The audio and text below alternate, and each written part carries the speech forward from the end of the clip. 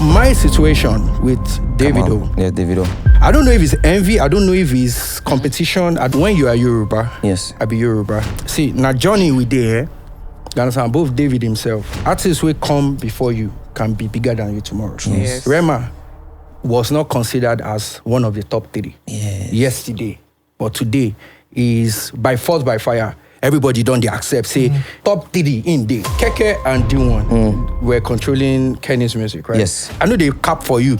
If these people lay hands on your project at that time and they want to mess you up, they don't tell me before, say, greet me. And I was nominated for an award and my name was cancelled. Who be this person where you not greet? Mama Awards! The social media came to shame a lot of them. Back in the days, Baba, we go come out, see one person, you go greet them, Baba, like 20 times. Baba. You understand? Rema, no, if you see anybody greet them, Baba, you go greet them, what's up?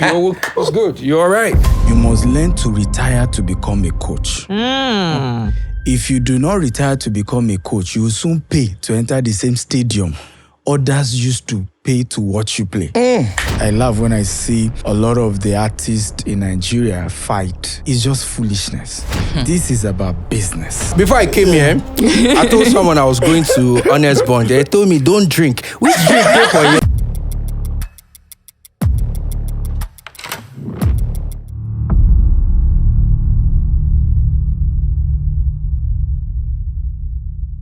Welcome to the award-winning Honest Bunch podcast. You go good make I put that award-winning because when lizard fall down from Iroko tree, even if you no get standing ovation, he go acknowledge say he don't try. We don't try. And not be just because of saying now we they do am. Now God Almighty and your support. Every Monday at 6 p.m. you're there, and it's interesting to see that some of our old episodes come back to the timeline. As things they unfold, we are the Nostradamus of podcasts. Leave on like that. Ladies and gentlemen, let me also still reiterate my call. We have said that there are very influential Nigerian women who have distinguished themselves in various walks of life. We have extended invitations to so many people. I will mention but a few. Funke Akindele, mommy, check your DM. Check your DM. We would like you to share your story so that young ladies especially, would be inspired by your journey. You don't know who you be. You're not small now. You're not small. Let the world hear your story.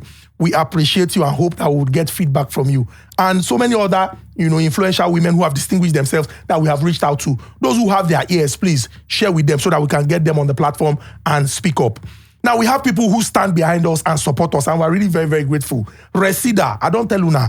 If you want to invest and you get your money, slide into their DM. What is the keyword? Honest Bunch. They will know you are from us and give you the very best deals.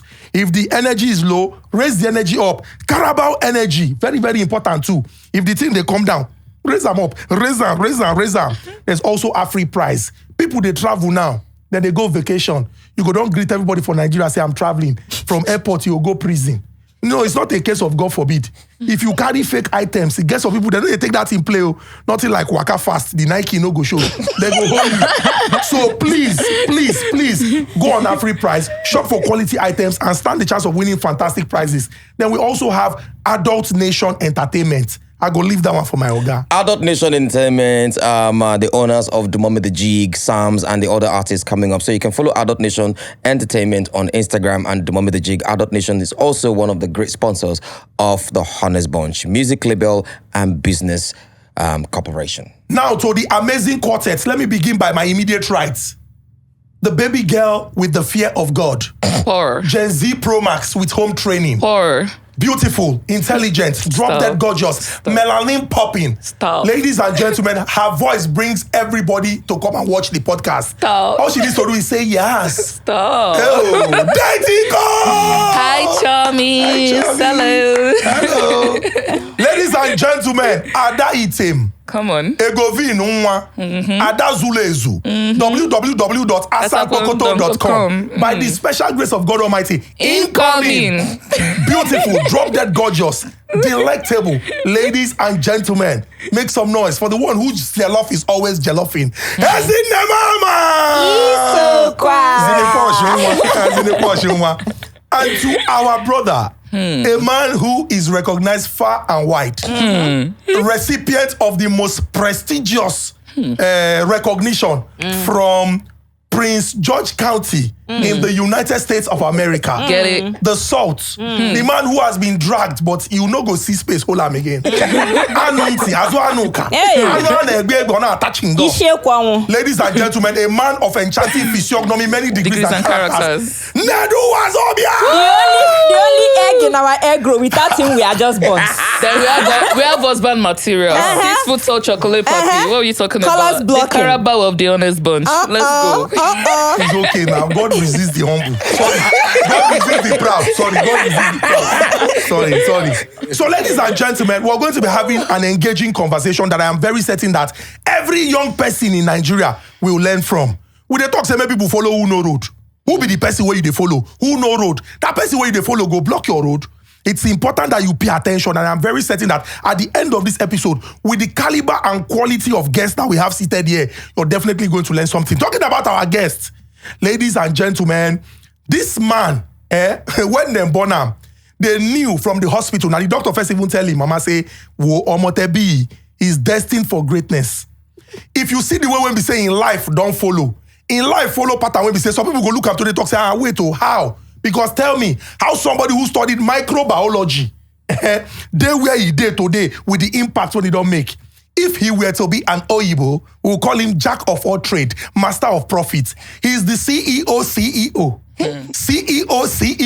chairman GCO of many successful businesses. Ladies and gentlemen, make some noise for serial entrepreneur, writer, man of great wisdom. He is carrying an anointing and a special grace that will impact lives. And if you talk anyhow, it will shock you. Stephen Akintayo! Thank you for having me. You're welcome, sir. Yeah. You're welcome, sir. All the greatest Olabisi Onabanjo University, some of una no say una get great people. Baba na one of una. So if you go out, make boast. Tell them that you have somebody. By the time when this episode finish, you go there proud. Say you come from Olabisi Onabanjo University. Our next guest, you know our Lord Jesus Christ started out very, very early. This our guest, that person will be say, before the G enter OG, he don't become OG. Poor. Yes. Get it? He started out when the industry was still finding its balance. Some of the people we have today that we call idolo and we idolize and love, he inspired them. Ladies and gentlemen, singer, songwriter, amazing performer with a lot of steez and maximum composure. Ladies and gentlemen, please make some noise for Ajibola Olayiwola Danladi. You're welcome. Thank you so Danny much. Young, Yeah. aka Danny Young. Make I just refresh the memory of some of us where we say, you know, say we too don't they. You are Millennials. welcome to my party. Bah. See the ladies in Bakade, Hey. Shek Pede, Paragade, Hey. Corona Judy. Oh no. Then other one, 17, 18, 19, Bobo, Motibo, oh yeah. Danny Garo, Motibo, Oju Titi. Danny Young, you're welcome. Then you never say Connie Love. Oh, na Connie Clever J, na Connie love. They do me so. When they get in there, rap the rap. I don't tire sitting by the corner. I like that. Lori Orita. Hey, Nice no, one. they make me the Damn. mentor. Don't expose your age, oh. I just small that time. Let's take it easy, oh. Before they were saying that I'm 52 years. How did she know that song?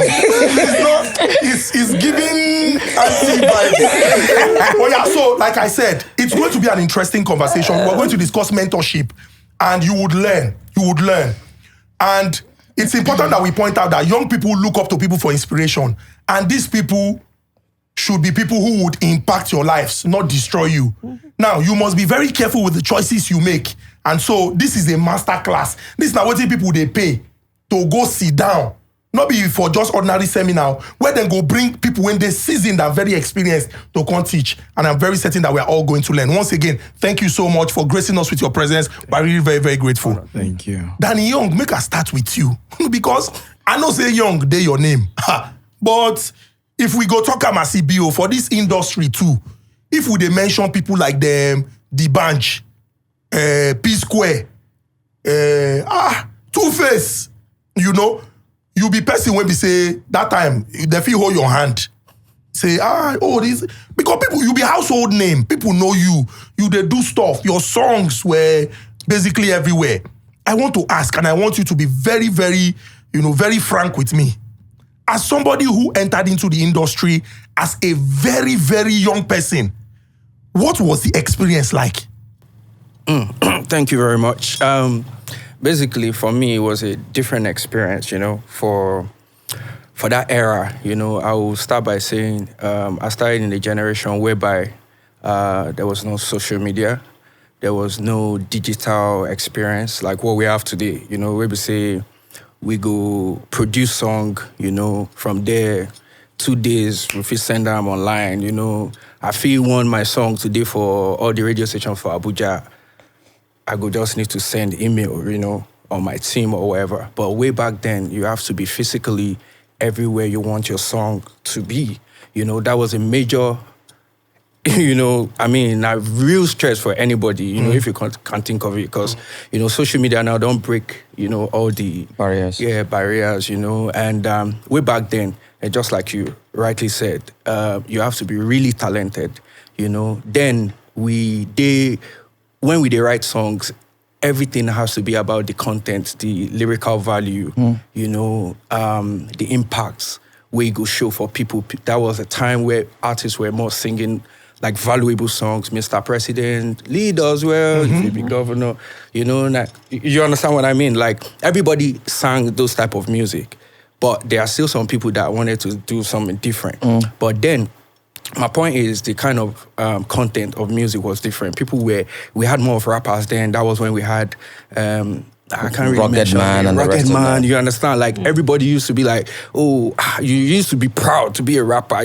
Me, I started as a rapper, but when it reached one time, I realized, my power no carry am. I just live on for people with Sabia. But my point is, then it was, lyrics was everything. Every radio station had like librarian, if you remember, before your song can get on air, librarian, we have to vet it, check the content, the lyrics, you understand? Yes. I don't think it's like that anymore. So, like there's been a lot of growth, in the system, things have changed, technology have had its way, and, things they involve, but for me as a fact, when I came into the industry, I came in at a very tender age. Before 16 years old, I started producing. I learned, I think I can say for a fact that I'm the first youngest artist to start producing in Nigeria.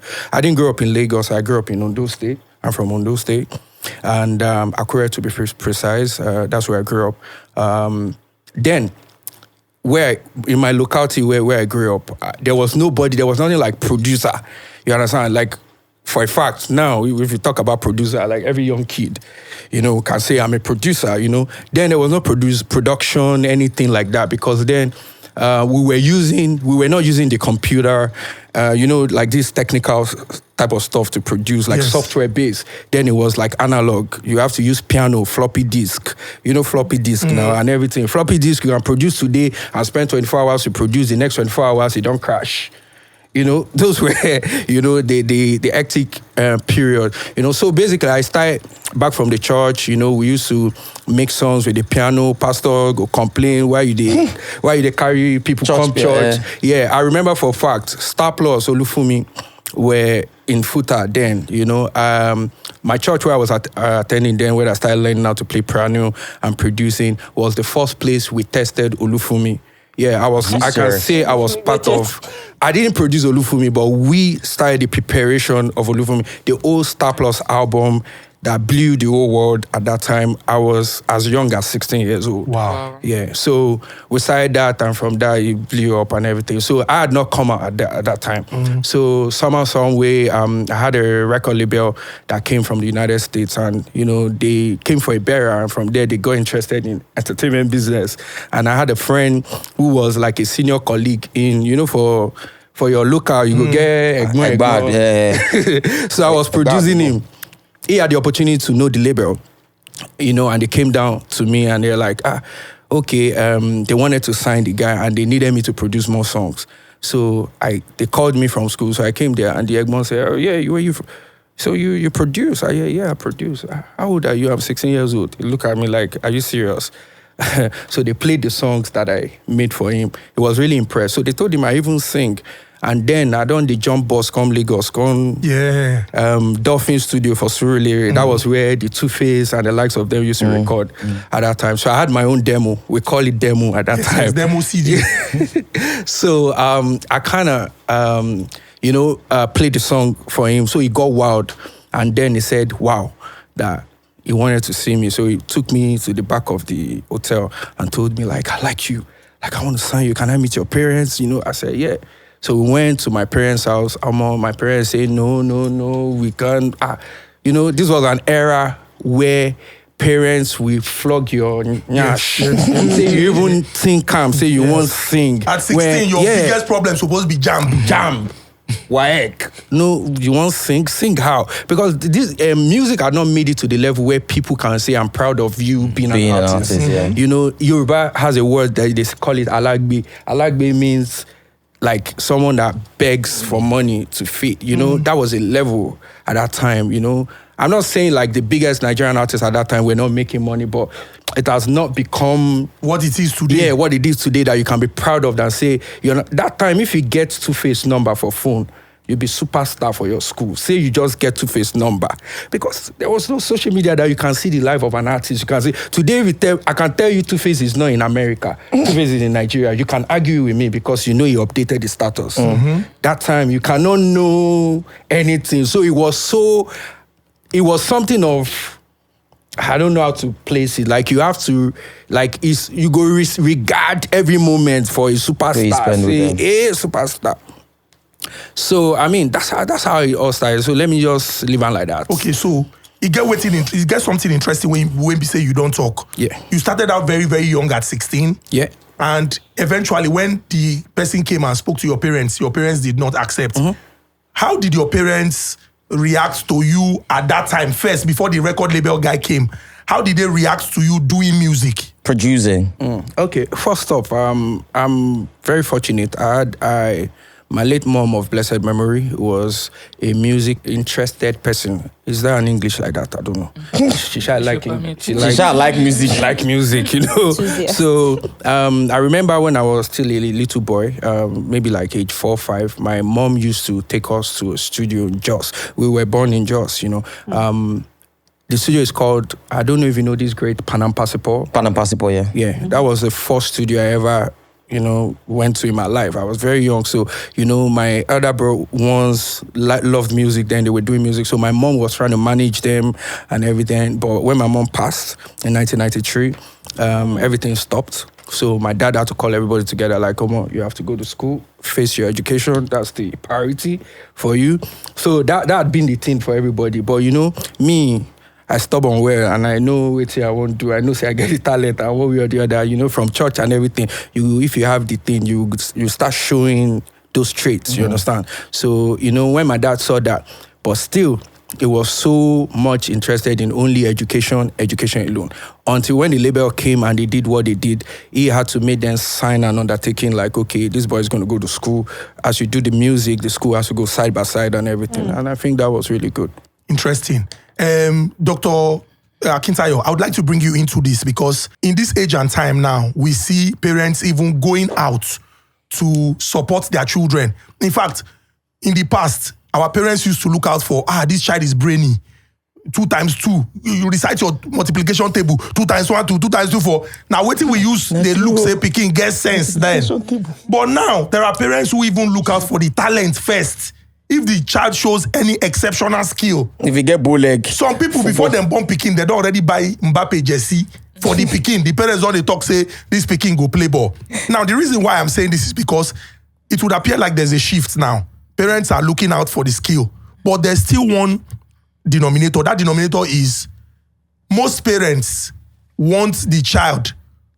They want to English don't they had me. They want to pattern the life of the child to follow a certain career. Like for example, I love football.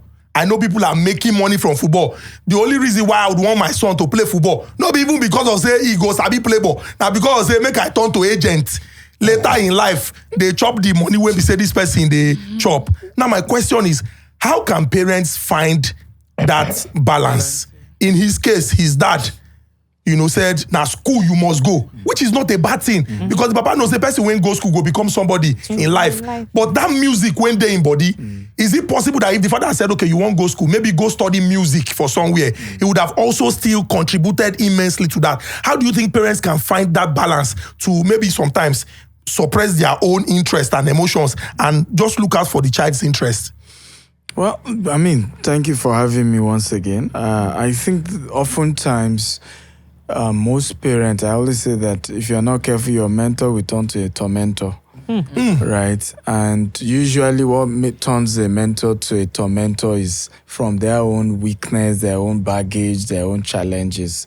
We've seen situations where because a parent is a failed music artist, compulsory their children must become a music artist even when they don't have the talent. We've seen a case where somebody was a failed lawyer, tried to read law and couldn't read law and said, all my children must be lawyers. I've always wanted to be lawyers. So I think it's important, first of all, for people to know that as a parent, you are responsible for, but you are responsible to God for that child. Please say it again. You are responsible for, but you are responsible to God.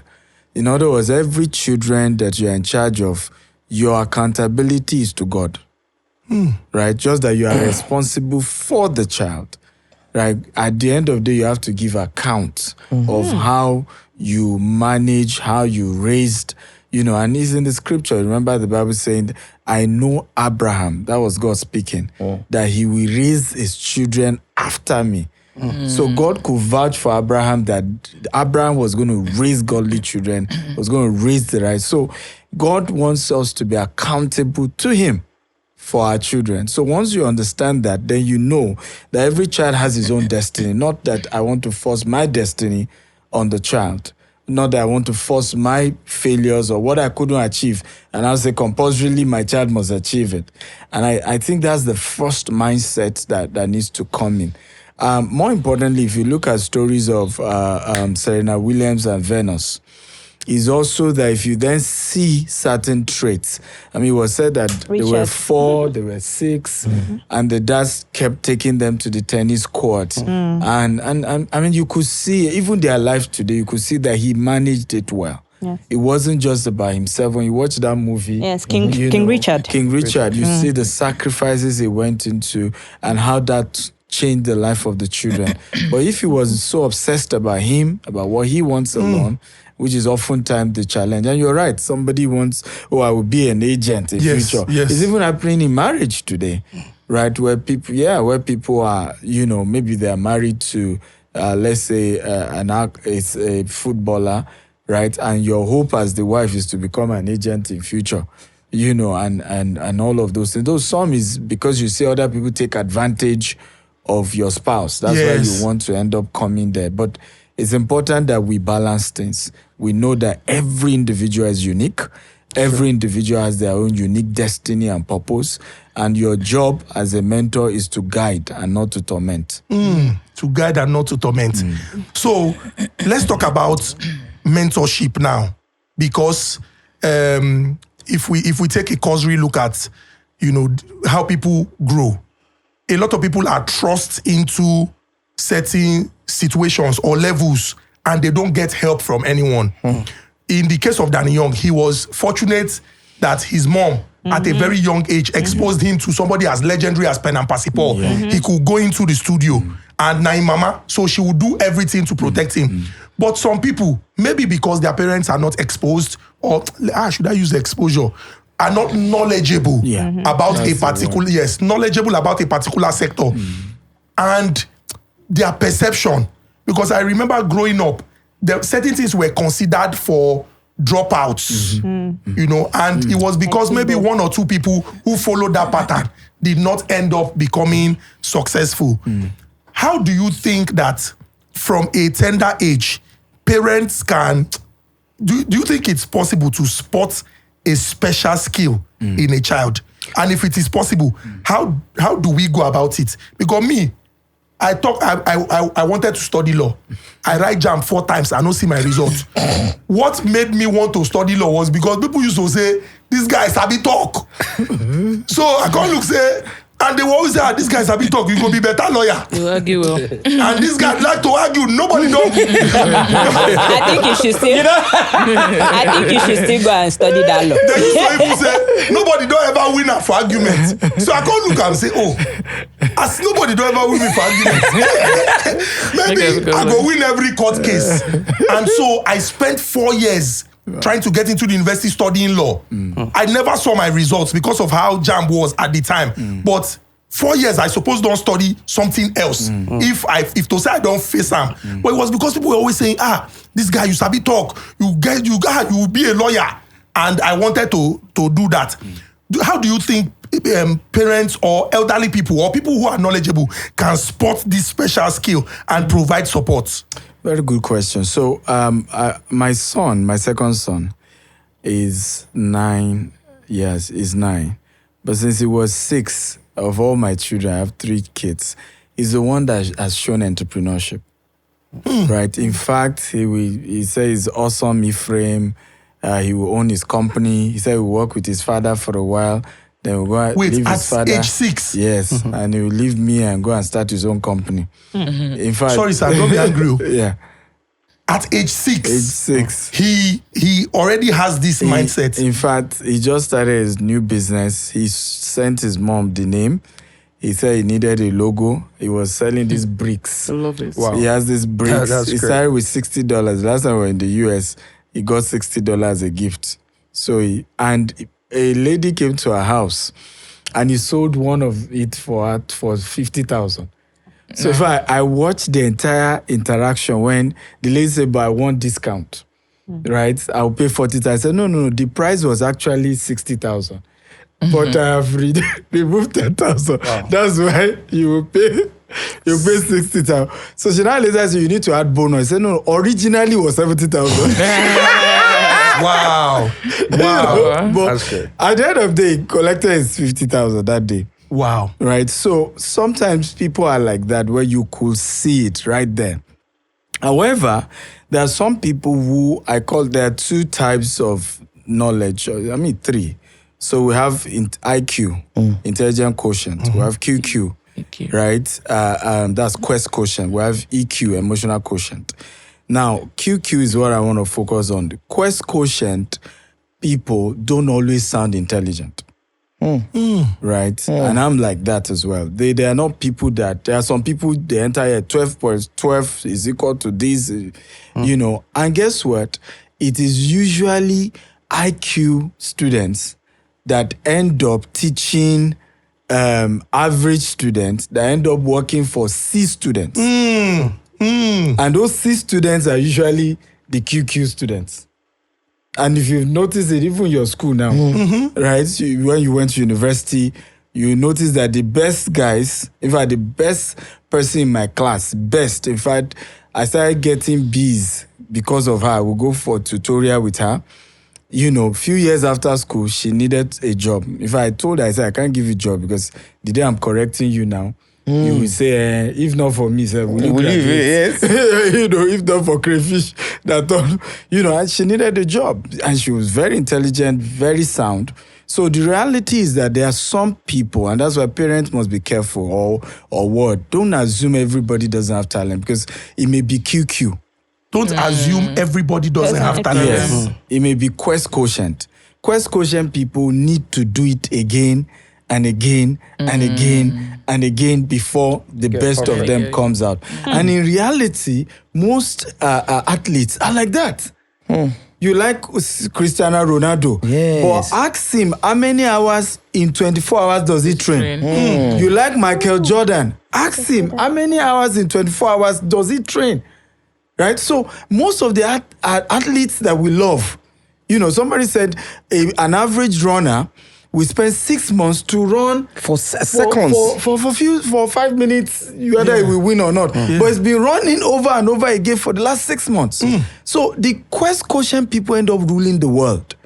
So I told my wife when she was saying, my first son, maybe he doesn't like entrepreneurship. I said, no, we can still, even with his sibling, raise his interest. Because when he saw his brother now doing business and all of that, he too now said he wants to start business. Okay, so what do you need? He said he needs $3,000. Your younger brother started his own business with $60. You need $3,000. No, give us a business plan that you can start with a smaller money. With the money he had $170-something in his savings. Let's have a business that can start with $170-something.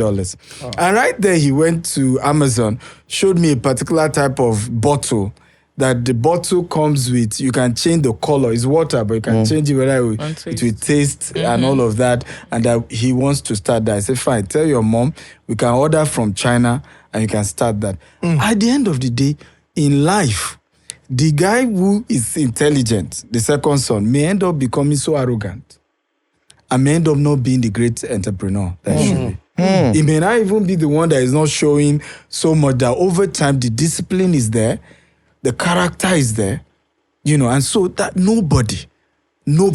everybody is talented. You know why I agree that the second child might end up not being. Because the first one, it be like Messi and Ronaldo. Exactly. The first one knows that I didn't know this, I don't know this, but if I did look this person, I go fit do am. And once he don't do am, consciously, he's keeping himself on in toes to make sure say he walk. But this other one, no say Asabi, waiting there. Naturally good. Laxity, if he enter inside and he go, if he just lose. But that first child where you understand, and he no say na 3,000 he want use take start. But because of the fact say he want use 3,000 start where he not get, he still make $160 work by working hard. Now EQ, those ones I need to understand how they work. Emotional quotients. How Are those the ones that like to cry too much to get their way? No, not really. Emotional quotient just talks about people who have enough emotional intelligence, right? And I'm sure we've noticed it also in life where it's not by talent. The guys with talent end up not being as successful as the ones without talent. Even in his industry, in music, you realize that some of those who are consistent over time and are able to evolve are those who have a lot of emotional quotient, right? They are more relatable, they are nicer, they are humble. There's a lot to, there's empathy, right? And there are people who just don't send you, just skillful. And talent can be deceptive. Very, very deceptive. If you have seen people, fame can also be deceptive, right? Wow. If you've seen Talents people, can be deceptive. extremely deceptive. How? Fame can be deceptive because it's overrated. Talent is overrated. It's overrated. The reality is that today is this type of music everybody said they want. Tomorrow they've shifted. You didn't do anything wrong. Preach. But the world moved on. You didn't. I mean, if you remember the story by Nokia CEO, who remember that story? He said, we didn't do anything wrong. We didn't do anything wrong, but we just lost out.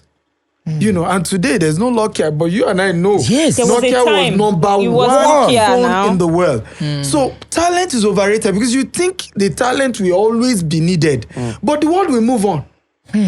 Look at what's happening with AI. So, for example, let's say the most talented video editor. Can you beat AI with where AI is going? The most talented programmer. So I tell people, I said, AI will not take jobs from people. No, AI will take jobs from people who don't learn now how to use AI. How to use the AI that will take job from people. Exactly. So in reality, talent is overrated. Because today now we want hip-hop. Tomorrow we don't want hip-hop. Same thing with fashion. Who remembers it was baggy? Bootcut. Right? Baggy jeans, all of us want baggy. Before you know it, you are using baggy, doesn't make sense. Today now, Ashake has brought baggy back. Is it Ashake? Yes. Baggy is raining again now. Abi, you are wearing This is bootcut. bootcut. Right? So you see that life keeps moving in circle. Right? So if you live your life just based on the talent, your circle may move. But guess what? When you have EQ, you are emotional enough. You are listening enough. you ask enough question. You know, you are humble enough. You know where it's You have going. mentors. Yes. You know, who will guide you and say, young man, don't do this. So at this point, you have more money. Start buying house. At this point, you have this. Start doing this. At this point, you have this. And see, I mean, look at the band, for example. I'm not sure the music is as big as it used to be. Yes. But the business has moved and is doing better. Right? So the question is, who advised him to take business serious? But that's emotional EQ. And you know that naturally, him as a person is that emotional person. Yes. It's fun to be with, very humble about things. And that's ultimately the secret about life. You know, when you were speaking, I noted a few points and I could relate with one. When I've always been a very smart child, I would pick anything. We will go ask. It's out there. The records are there. Best debater in my school, Federal Government Girls College. Say it, girl. Best debater in the Talk your Southeast. truth. And we went to Abuja. Southeast. Yes, and we went up. The records are there. Okay? Now let me sit well. I now have pride. Let me talk. So the thing was, at that time, I felt like I knew stuff. So when others are putting in work, and they are reading, I will be busy sleeping. Yeah. Because I know that 2 days to exam, I will open my book. And it I will will come read very it. easy. But what I didn't know was that because of pride, like you said, pride will come in, ego will come in. I would just be average. Yeah. Because yes, I would do the exams and I will pass. Maybe not in extremely flying colors, but I will shall pass as a good student. But then those that have the fear of failing and have read their books after every lecture and have fear now of gone failing. back again to revise. read it again while I was playing. Those people do better. I would do great, fear of but they do better because they put in extra work because they feel like they are not all that. But me, I feel like once I just glanced through the book, I will sure pass. I passed, but most of them did better. So I can relate. You see one thing she said that I picked out, which is what I would still go back to Ronaldo and Messi. Having the fear of failing. See the match when it happened between Ronaldo, where Ronaldo they cry because he missed penalty. It was the fear of failing, fear of this person a natural talent. Every other person that's played with Ronaldo keeps saying it over and over and over. That before then come. Every day then go come pitch for training. He don't did there 2 hours before. One person now say, okay, he go try come hours before. He came hours before. Meet Ronaldo there. You understand? But because he's had that fear of failing, you know, he constantly, Was on his puts it toes. there. Then I want to ask you, Danny Young. The question I want to ask you is, what did you think yours was starting? Was it EQ? Was it QQ? Or was it IQ? Okay, for me, I think it was different things at different milestones, right? Like you rightly said, you know, sometimes you go see Peking, we go come out, discover himself, say, now waiting want to be this. Sometimes now waiting parents want making do. When I started, the first trait that I showed was not music. My mom was an electrical engineer, right? And she used to bring like gadgets home, batteries and stuff. So me, as a Pekin, I know when my mates they play with toy, I want to carry battery, do positive energy, conduct some energy and stuff. So that was how I started. You know, the day I was able to conduct energy out of bulb and battery, you know, this little battery, positive energy. My mom took it so serious, like say I don't do something where Isaac Newton. You know, so took it to my father like, look at what this guy do. So originally they just don't feel say, Nami go do all the electrical work in the house. So, but that was not my own way. I did it for a while. You understand? That's the reason why I say different milestones. Right? So when music came and it started, you know, I knew like this is what I wanted to do. It started like that. My parents, I used to hear a lot of things growing up when they would say, you know, don't do music because the kind of artists that had been a generation before my time or 2 generations before me, where some of them showed some very negative impact. to the society and to themselves. I don't want to mention him. I'm sure some of us know some people. You know, when you're talking about drugs and stuff, abuse and all that, you know, they had great music, great sound. They broke boundaries internationally, even at that time. I know some that you know about, right? So my point is, you know, at that time, they were not wanting music for me because they didn't want music because of fear of what happened to those people. You know. So those things were good because I took some of them, you know, to myself. Till today, I know they smoke. I don't smoke. Interesting. Right? Some people no go believe, say, I know they smoke. But you dey drink. I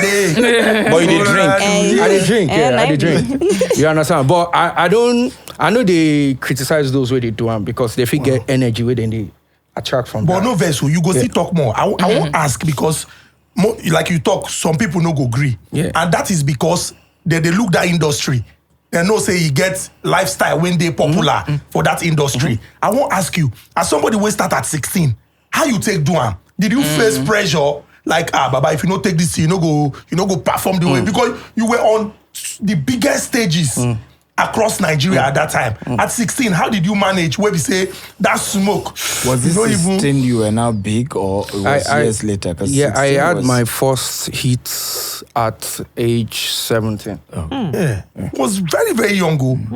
So, your question, I think at that time I had a lot of pressure from people who I had around me because the industry was saturated with people who believed in, you know what I mean? yeah. Like you have to For drink. inspiration. Yeah, they say these words like, you know, Nain go give you the I go give you inspiration. You understand? And I did it without smoking. So it was hard for anybody to convince me, saying that the smoke will make me to write good music, or you understand? Like I still want to try and one day make I know what they do for them, but you know, but like I said, I won't criticize whoever takes it if that's how they, you know, get their own stuff. But for me, people where they around me, they take them and they try to make me take them. You know, you always have people who they like you to do what they do, and they go force you to do what you don't want to do.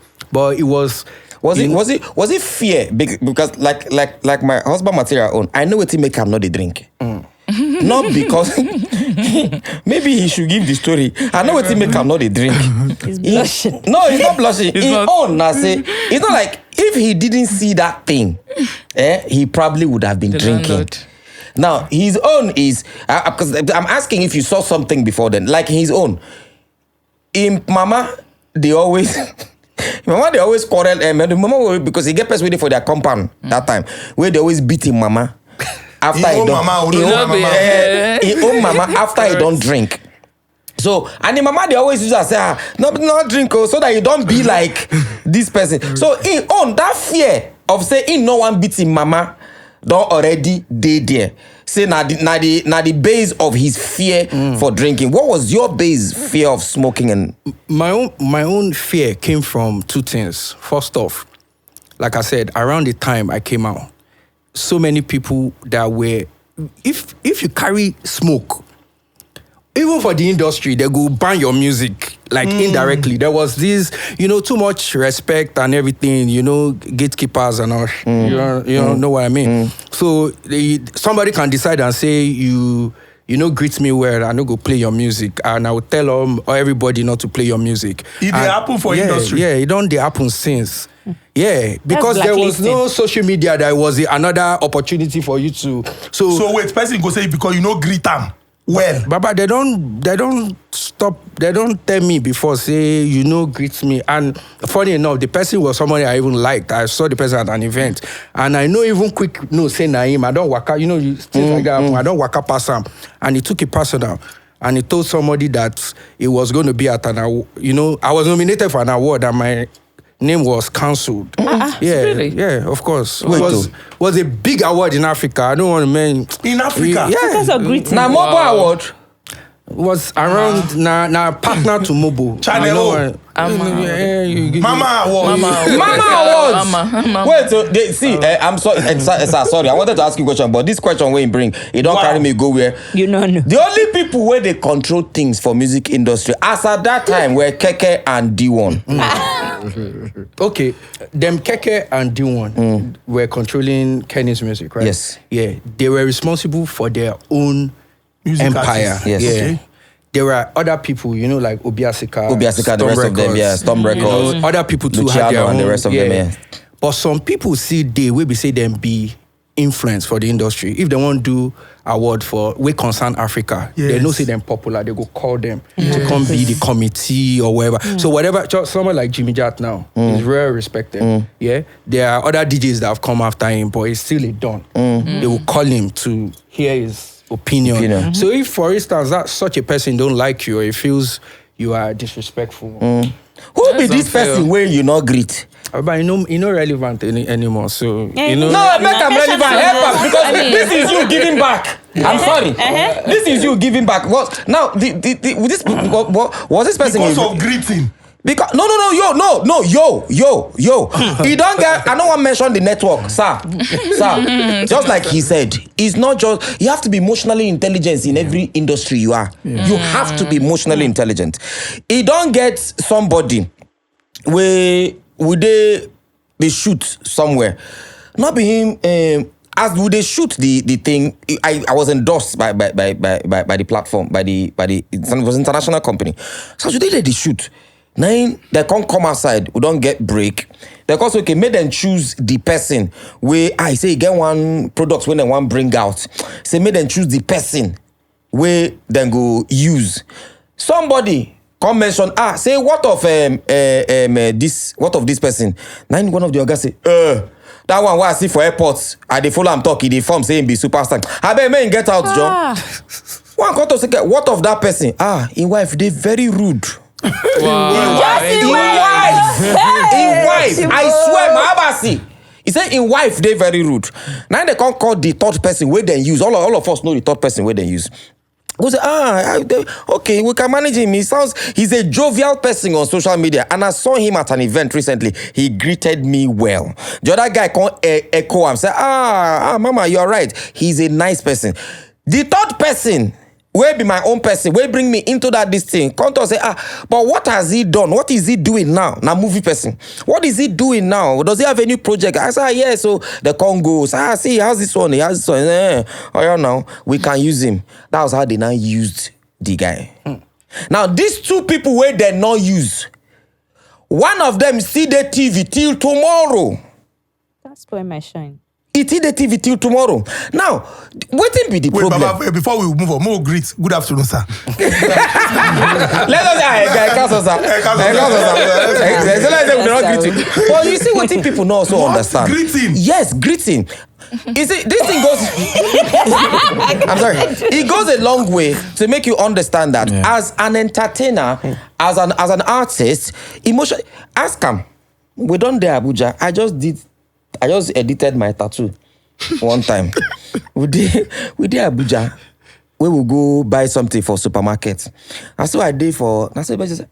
You don't use that. No, do not be this game. Come on, crack joke for me. Yeah, crack joke. Baba, they pay me. But you see, I feel blow the guy. I feel sucker punch the guy. But you just have to, because they had them. Yeah. They had them. Like I was in a meeting. Where was I yesterday? I went to Lighthouse yesterday. I had a meeting at Lighthouse. I did waka komot, me and Ima. I did waka komot. Now so one guy they enter. The guy no follow me talk. I no follow him talk. The next thing the guy say, why ain't on the frown face now? Wait, he was saying it as he was going. Yeah, so he's telling the other guy. Well, I had to turn to the guy. I say, Papa, you not follow me talk now. I love that. I want to take. If I work like this, you don't go see me as mad person. Say, no, Baba, be your fan. I know, Baba, be your number one fan. More take picture. But those kind of people. Now then go social media. If anything happen, they go begin to spoil your brand. So who be this person? I really need to know who be this person. Okay. For certain reasons, yes. I know go like mentioning him. You understand? I'm just leave on like that. You understand? But I just want buttress with you talk. I don't realize say so many stars don't come and go as a result of things like this. Absolutely. Where people go blame them and think, why have you not been working? What is wrong with you? What is this? What is that? But at the end of the day, association of friends and friends and friends, where they possible positions for the media, you know, and if they come together and say this guy is going down, it will go down.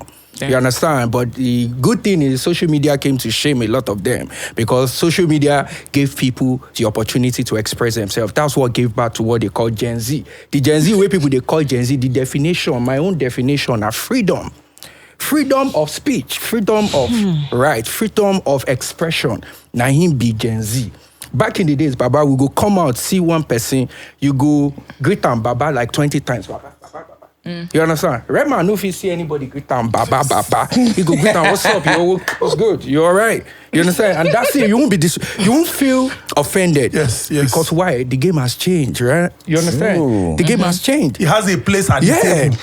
You understand? But back then, if you greet person, Baba, when I came in, I greeted Baba here. Yeah, I would greet you even you were off TV because I'm respectful, right? But I'm saying that kind of thing don't do my body. And it gets some energy where the thing say don't kill for our body.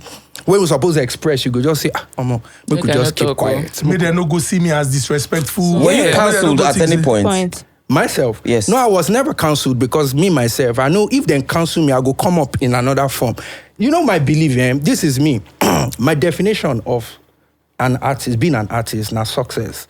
I know they about say, I be the artist where we say, you guys they see me every year. Although don't call them mama me. I am a Baba, I be businessman, I be everything. I put everything. My music gave me name, fame, and everything. And how I use it is what matters. Show me. You were saying something. Abi Baba said something earlier. He said, being an artist, some people, they will, the music might not work for them. They will switch to another line. They will, what makes me successful is what I tell my children when they grow up. Like I've been a musician. What thing you benefit from me being a musician? You understand? Not you being here and say, I've been a musician and you know the benefit. Even in 10, 20 years to come, you cannot say this is what you got. Fame will give you everything, networking and everything, how you use it. Some people have been with artists who believe in when they see someone who is rich, they want to ask a rich man, Baba, bless me, give me money. I don't ask you, bless me. I'll ask you, how do you make your money? How can we collaborate? Partner? How can we collaborate?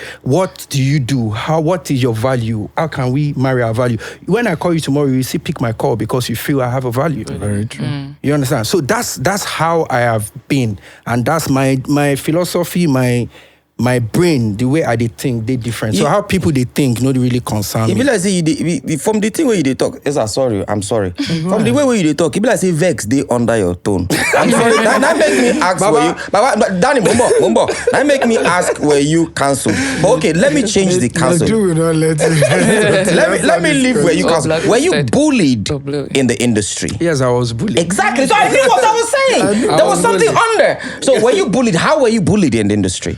Okay, me being bullied happen in so many ways. Now, you understand. So I know if you talk saying like this, but I go give you an instance. Go ahead. Give us. For instance, I know saying you want me Iron, but go ahead. Okay, I'm from a royal family, right? Okay, in Ondo State. My, so I have a cousin who is a notable person in this industry. Yes. Who happened to, I don't want to mention the name, but when I talk, you go know who him be, right? Now female and a very strong, she used to be like one of the strongest on the radio. Like when you want to have when you have a song, before you think of theory people, you must go them side. Yeah. And they determined at the point. And she did beat FM. And she did beat FM. Yeah, she was in beat FM. Go ahead. They determine who is who. Yes. Baba, I know they cap for you. If these people lay hands on your project at that time and they want to mess you up, like till today, they still support me real good. I'm not talking about the brand of the station. Yes. I'm talking about the person. The person, yeah. Not the station. Yes. Beat FM, all love. Yes. So at that time, everybody used to ask me, why are you not playing on this station, wherever. So I felt like I had from home that in a way we are related. Okay. Though it's not, we don't bear the same name, but Okay. you know, royalty now, Yes, we yes. they get families Yes, and all that. yes. So I reached out to this person. I like, I call here say you be my sister. Or like, can you? That was Omolekpa. Yeah,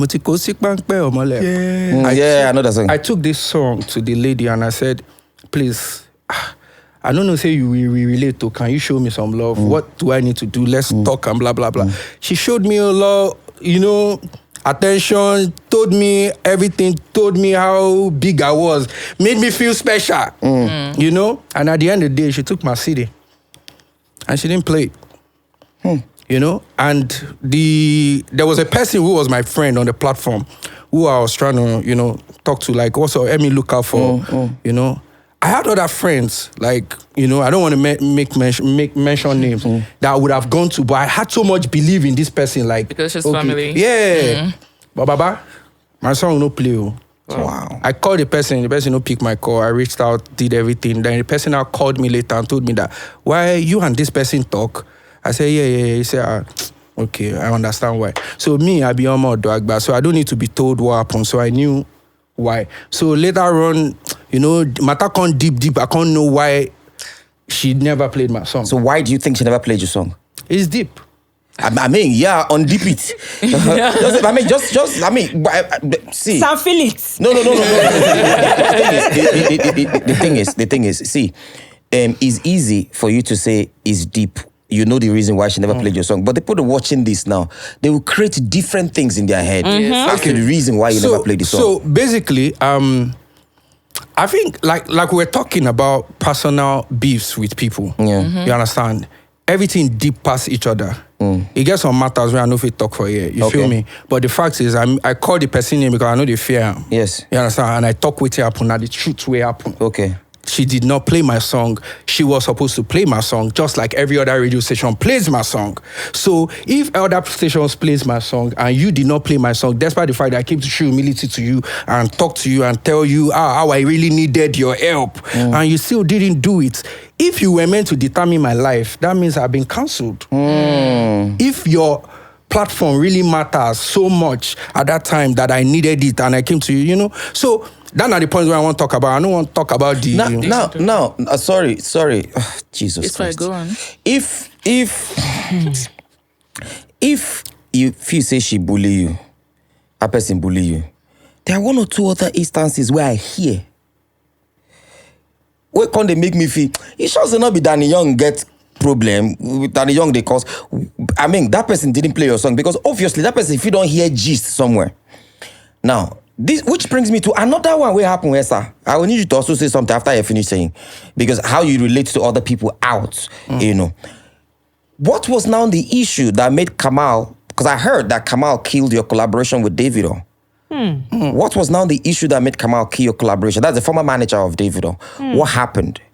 Okay, this is bringing me closer to what you wanted to know. Exactly. About the previous... Yes, go ahead. Yeah. You know this... I won't put a pin on it, yeah, Okay. because I don't want anybody to quote me, but I'll just give you Yes. an idea. When you are Yoruba, Yes. I be Yoruba, Yes. you come from Ondo, Yes. I come from Ondo, you come from Enugu, you come from Enugu. There's this thing with Nigerians where when you can identify that this person is my brother and you meet on a big platform, you want to, there's a way, I don't know if it's envy, I don't know if it's competition, I don't know if it's, you understand, like when you don't want another brother to shine. It happens even in America, in London, you meet Nigerians, the way they react outside is not the way it is back home. Yeah, I agree. They will tell you, come. When you get there, it's a different, ball game. You feel me? So for my situation with Davido, Yeah, Davido. David, that situation you mentioned was the first time I met David. David, it was in a studio in Esther Adeleke, if I remember well. You know, he really was good to me at that day. You know, welcomed me, told me about my song, how that song really was one of the things that really inspired him when he first came to Nigeria and everything. Gave me Ciroc. I can never forget. It was my first Ciroc that I ever took. Shizzy was there. analyzed. I remember that was the day they produced I Go Calabar. that Yes, song. yes. Yeah, and you know, we spoke about working together. It was ready, like super ready. Like, let's do this thing like tomorrow. It was recording, so like, let's do it tomorrow. That can I come to the house? If you know David talk, you know he likes come to the house. You know, so tomorrow I don't prepare my gang. Like, David, let's go. I had another guy that was in a crew that had been my friend before. You know, so yeah, we were all there that day. So, and walking out, I saw Kama outside, and I've heard that Kama is from Ondo State. That's another brother. So I went to him, and I be Egmont. I prostrated. Egmont, me and your clients get song tomorrow. Yes. Want to? He said, hey, you know, get song tomorrow. Okay. That was the end. Wow. And David didn't even reach out to you personally. You know, sometimes everybody's busy now. You know, it's too many things if you don't come here, if you don't move. We have seen so many times after that. I don't even talk the song anymore because you know it's so discouraging. You know, in a way. So wait, you know, You didn't reach out again? The end, no relief. The end, you not talk that end like he end. So okay, make I talk the end. So the next day, we, you know, we had an appointment at the time, and we came. Then they said David is not around. I tried to reach out, no feedback, nothing. Wow. So I had to call my own guy who I'd known before, who is in team. Then he asked me about Kama. That why did I go to tell Kama? You know, and I said, but Kama is my brother now. We are from the same place now. That guy, me, I thought Kama will be the one to make it work. You understand? Like, if anything, say if David don't want to do himself, Kama go and force I am. ain't go. You understand? So, and that was the end. We all leave on for there. That's crazy, baby. So now, So things they happen, many things they happen. how do you understand? think? How do you think? Because that was also, if I ask that question, that was when he was saying something that one resonated with you. Like, when person will go to America, they say, come no go. over. Did that happen to you at any time? No, not at all. But So- I have heard so many stories like that. How do you think? I mean, for that music, first off, the radio airplay with his so-called sister that didn't go on. Whatever happened, somebody said something and it didn't happen. And then to this brother from the same state, something was supposed to happen. How do you think he would have handled it? Well, good question. I think sometimes, to be fair, some of these things there's nothing you can do, right? And it's just what it is, and it will always happen. And no matter how much you push it, nothing you can do. However, I think in some cases, and I think the challenge in his own case was he's already big, right? If you're not big, you just have to keep knocking, and that's really where a lot of the Quest Quotient comes in. A Quest Quotient person has faced all manner. In my life, for example, there are a few businesses I've not done. I've sold popcorn, I've sold CD, I've hawk electronics, I have, you name it. The only coffin he never said. No, only coffee. But because there's a Quest Quotient there, you're constantly, hitting it, go again. At some point, the door will be open, and that's the universe for you. Right, so in his own case now, if he really wanted it, he keeps pushing it. And one day, like he said, his former manager now, one day there's a new manager. One day there will be someone who will be willing to make it happen. But maybe in his own case, I mean, he's big in the industry, didn't feel he needed to push it. And I think that's also another balance that artists need to bring into business. You have to see business as a business. Right. Sometimes if you are too conscious of fame or too conscious of you get talent, I get talent. But sometimes you have to look at it from this is an opportunity to make money. This is an opportunity for this. I don't want to be emotional about it, right? If you don't appreciate me today, one day, the table will turn. And it's happened to me several times where I know people I used to go and beg, people I used to reach out to. If I remember the story of the first job, the first place I dropped my CV, I had a cover letter in this Lagos. I said, do not pay me salary for 6 months until I prove myself, right? The owner wasn't around. And then I met the next person to him. And the guy looked at me from head to toe and said, well, we don't have table and chair. so we can't take you.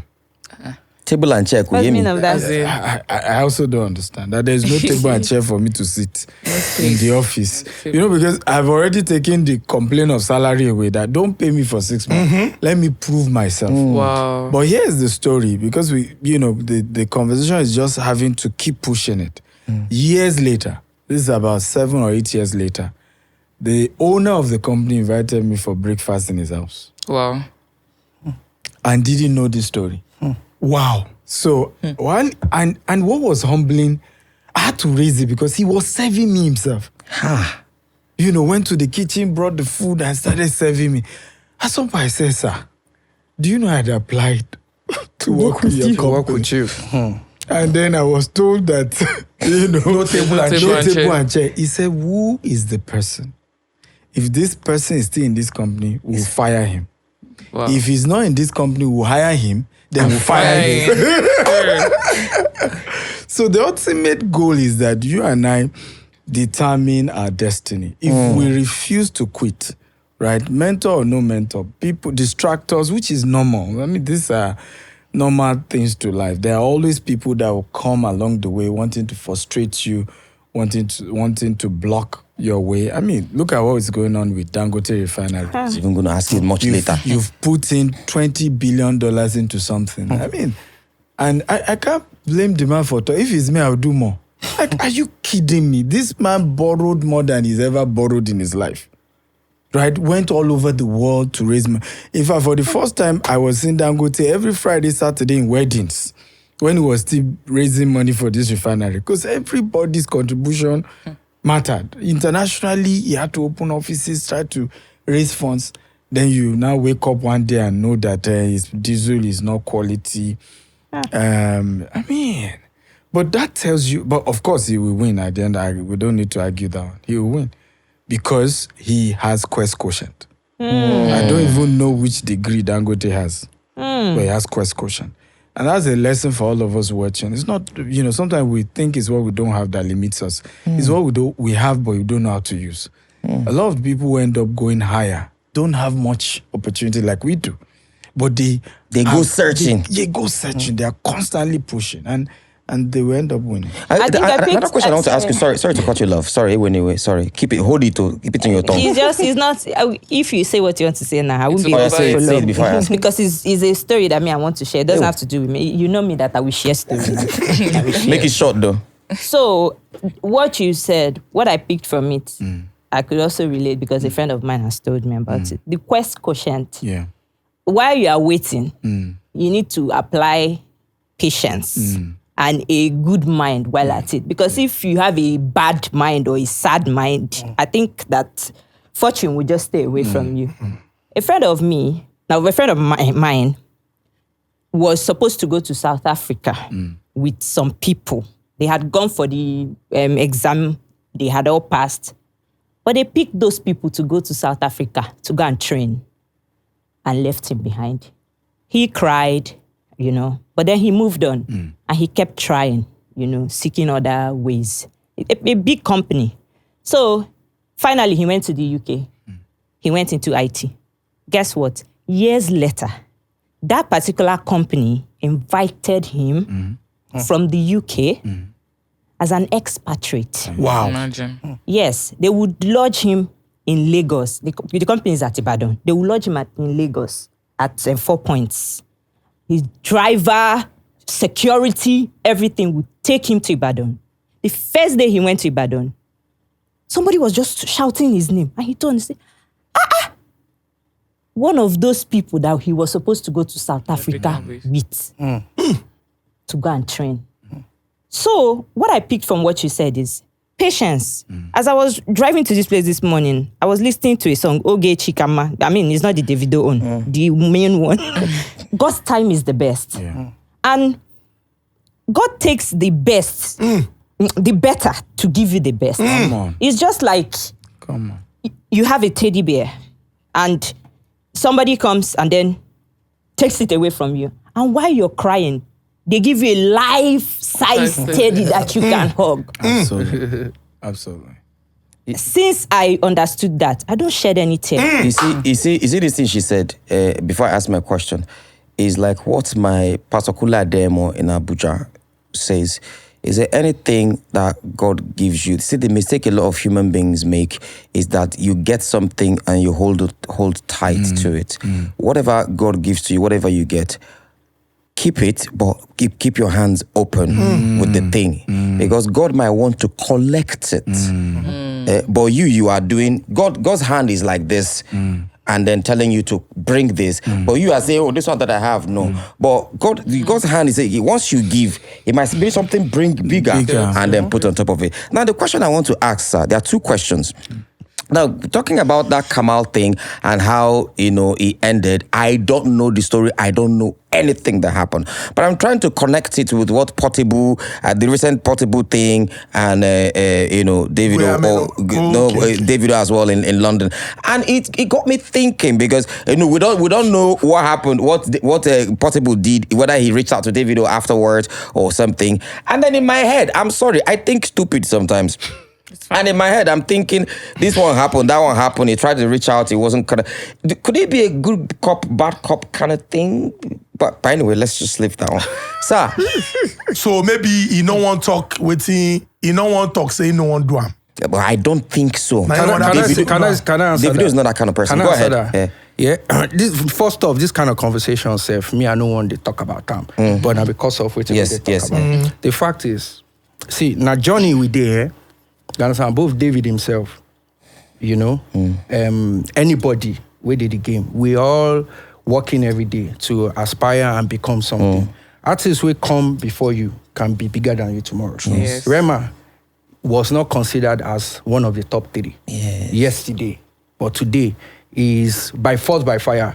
Everybody don't accept. Say, when you mention top 3, Baba forget top 4, top 3 in day. Except we just want to put that limit. That limit is really unnecessary, because the fact is, anybody who is doing well is doing well. Regardless of what age in day I be, whether he be small picking, he never be small picking. So my thing is, whether it was the manager, whether it was him, I don't see David like that type of person. Me too, I don't. David that was one of the reasons why me personally did not push it, because when the time reached, it go happen. We don't need to move True that. So, do you think in your industry, it's the same question to him as well, but I'm going to start with you, in your industry, because this thing is now giving gatekeepers. It's now giving gatekeepers vibe, that there are people that, once they say no, you can't go anywhere, In your industry, you have said, sir, etita CD, etita popcorn. You get what he never said. Only coughing, he never said. Sir, in your industry is a deadly industry. I don't have to say too much. Real estate industry is a deadly industry. Are they gatekeepers in your industry? And because for you to know IQ, QQ, EQ, with the gatekeepers, how did you break through? Before I come to him. Wow, so good question. So I think in every industry, yes, you're right, there are gatekeepers.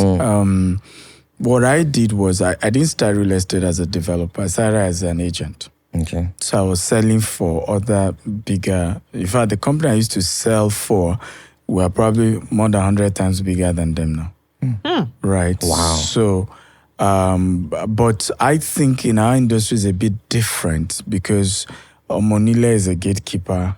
Government is a gatekeeper.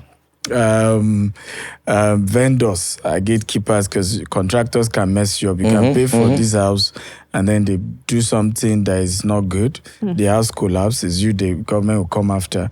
So there are a lot of gatekeepers, regulators, what one had learned, and that's why this conversation is important, is knowing when to be humble, knowing that everybody has a role to play, giving people their dues. There's no point having unnecessary fight. In my industry, for example, I've had shut people down, even in my training, because they mentioned a company name. You know how people just say, this company is bad. I said, don't say that here. Right? I don't need to bring another competitor down for me to rise. And what I've noticed now is shocking that some of my competitors in Nigeria are now buying my property in Dubai. I now buy my property in US because many of the developers in Nigeria haven't expanded internationally.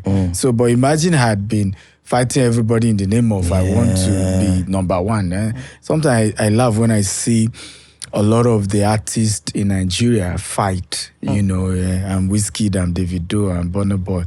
It's just foolishness.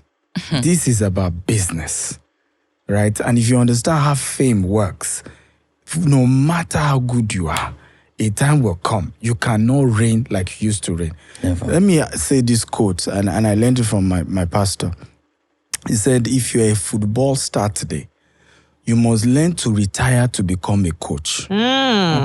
If you do not retire to become a coach, you will soon pay to enter the same stadium others used to pay to watch you play. But if you retire to become a coach, when the next star scores, he will point at you and say, Coachy. That way you never lose relevance. So no matter how good you are, if as an artist, if you understand this, you will know there is wisdom to even mentor others, to even have good relationship with others, because you can never be number one forever. It won't happen. It won't. So how did you navigate? Okay, yeah, you've mentioned how you navigate the gatekeeping, but for you now, Danny, I mean, you've been, bro, you've done it. You've done it when it comes to music. And the fact say, if person see Danny now, they go see maybe like, those who don't know I'm go say I'm like artist we just want starts not knowing he's been there for years. You understand what I'm saying? Now, how are they, do you think there are gatekeepers in the industry? Obviously there is, but how many experiences have you gotten from gatekeepers in the industry? Those where they decide who go, who not go. Let's cut this guy down. Let's shut this guy down. For me, maybe not a lot has happened to me personally, but to a lot of people around me, I've had experiences of... To a lot of people around you. Bye-bye, too many artists will be my friends, you know, where they go share them experience. This one do me this one do me that, you know, and I just know, say, nothing we don't do for for the longest time. But I think, like I said earlier, it's reducing because they get, pathways don't they day. Level don't they. Yeah, so nobody feel too buga anybody too much. If you buga me, I go think of what, how can I diversify and go this direction and all that. But they see the micro, then they coded, but they know they show themselves as like that. The confidence, no they to look at somebody in the eye and say, you are going down. It happened where before. You understand? You go look boldly. They go tell you, say, they go shut you down and they go shut you down. How many people you want to appeal to? How many people? And the fans don't know. The ones they don't hear you, they don't hear you. They believe you are not hardworking. You know, that's it. What it make you? Because one would think Danny Young supposed just the as Augustine in TikTok from this level to that level, be conscious of it. What it make you? Because there was a time you just now those things also that make you, or you just decided to take a break. There was no gatekeeper way make me no day as consistent at the time that you're talking about. Yeah. It was a personal decision. Like I said, I had other things I do apart from music. And as you know, the trajectory of music, you cannot be always like that. It's been a long... Baba, the way I come, different from the story of artists who come 6 years ago. I've been 20 years. Possible make I did 20 years. Make I do back every year. I don't be spirit now. You understand? Sometimes I go come, sometimes I go think, repackage myself. Myself, I won't get family, I won't build house, I won't get businesses. Because at the end of the day, that's the result of why I came out and became popular. What are the experiences of fake love in the industry? Plenty. Fake love, they happen every day. Give us the experiences, some of your experiences, because fake love full everywhere. We go make me one day mention. Baba talk, we there here. Now let's watch it. You have not mentioned one name since you came here. Make a talk one. Make a talk one. Okay. One of the businesses I do on the side, I'm a licensed sponsor, yeah. I do Tier 5 work permits. Yes. You understand?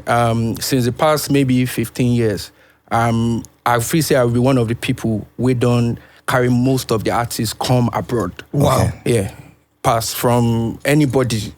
Yeah, except the ones who don't get residence before Yes. I be wherever. You understand? But a lot of people don't know this, right? And I don't even tell the artists. So many artists I go meet with, sit down with, they go to Bruga. Me say that they go tour tomorrow, but I'm their passport in my hand. You understand? But we'll leave that one. There's a particular artist who is one of the biggest, right? Right now, who used through my, structure, they go do tour for UK. And this artist, me and him was supposed to do something together. Not musical, but something musical, you feel me? Related, yeah. And we spoke and everything. And when we spoke was when he was in the UK. And he knew that I was the one that did his stuff. And he reached out to me like, in case of the next time, won't go through the person we bring her because they always have agents. And me, I don't like to be in the picture. Like, I just want to be behind the scenes. So he was trying to take the agent out of the picture. And I said, no, you knew this guy through me. You have to keep talking to him. We can still do our business on the side. And the next thing I said, okay, so what about what we were trying to talk about? They say, he called me, but I said, he just entered the problem.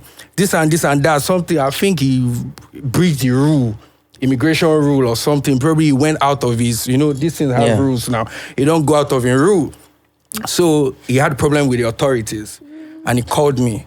And one way or the other, we were able to resolve. So, and he was telling me that from the airport, he's coming to my house direct. I don't die. That, Baba, as I reach Nigeria like this, that your house are they come. Baba, house call, house me. So as he reached Nigeria, he moved. Next thing, I call him, how far this? He just started doing, you understand? Like, I mean, the character was different when he was in the UK. He was giving you a broad character. No, not even abroad. He was giving me that fake, that thing that you were talking about, Yes. that fake vibe. Like, it was 100. Then when he got to Nigeria, he doesn't need me anymore. Yes. In Nigeria. Yes. Then he's himself and he's acting like a typical Nigerian artist. That's the character of a typical. Don't exempt me. I feel fake small, but I'm better. but the issue where the artists get, did you help sort it out? Was it sorted or is it Yes, lingered? of course. That's why I could say Now, Burna Boy, you talk about? no be Burna Boy. Okay, who you talk about? Baba, no worry. Baba talk. No worry. Nobody go beat you, be Danny Young. I don't fear them. I just have no now. But now who be the person with But it? I don't want to mention him because why I go call, you understand? But the person know himself, and as they talk, they hear me, they know it, they talk. But we You for understand? know who the person. The person a rapper. Na street rapper. And a very big Is it popular. Yoruba Olamide. rapper or English? No, Olamide know if you do that kind of thing. Olamide Na reminisce? No. Baba, no be reminisce. Who be street rapper? We be not be Vector now, not be Yoruba, No, be no, Vector, no. not be Reminisce. Baba, the person where they talk about don't do certain things. We don't they called out for those kind things, similar type of things. So if like say you know the person, where you dey look at me. Okay, this is Quest I'm just Quotient. always curious at how Nedu is always trying Quotient. to pull. It's Quest Quotient. He's seeking. He's No, seeking. I'm just trying. You know why? The truth is, why I'm trying to get out all these things is for Because now people. I know why people just mizian on your show. Baba, in his life. Nedu is the Sorry, one. Baba. Before I came here, I told someone I was going to Honest Bond. They told me, don't drink. Which drink go for you? Energy drink. Danny Young. You know why I don't want to forget? Stone, wait, I please haven't don't be asked any angry. question. You I've ask a been question, asking. but why I'm asking this question is why I don't want to. Why Stone, Jomo been my love. Why I want you to mention the name is, let's be honest, just like he said. We have IQ, we have EQ and QQ. For you to be an artist, it's not just talent. A lot of other things are involved. Yeah. And this person, if you had done this thing with this person, only God knows where the relationship would have been by now.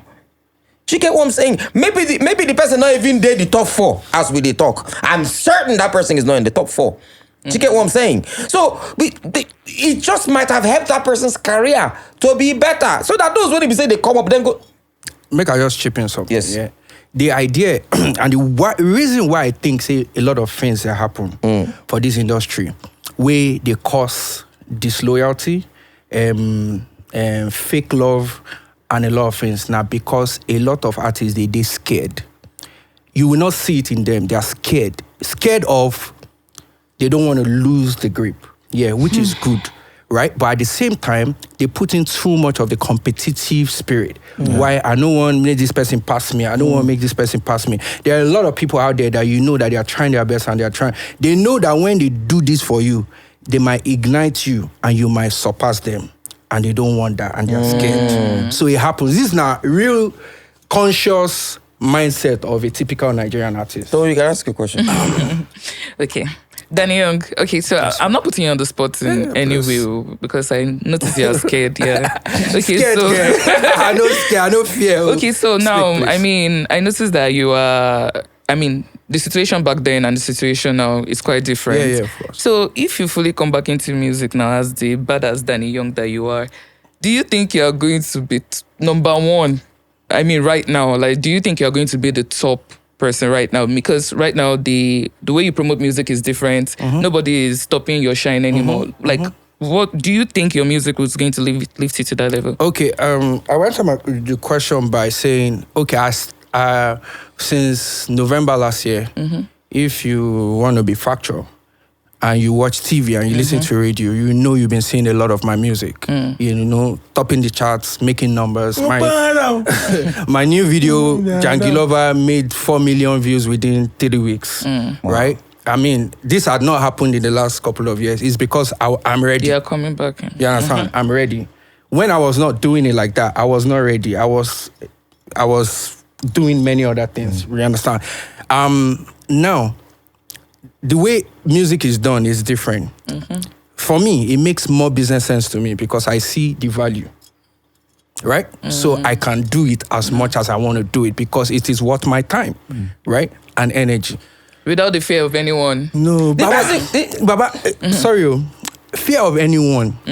In time, I was not scared of anyone, and I will never be scared of anyone because nobody can really stop who cannot be stopped. Do you understand? Me, my own, like I said, my mindset is different. If you think you block me here, I will come out in this form. I'm a multi. You understand? The best way they talk now, Zlatan.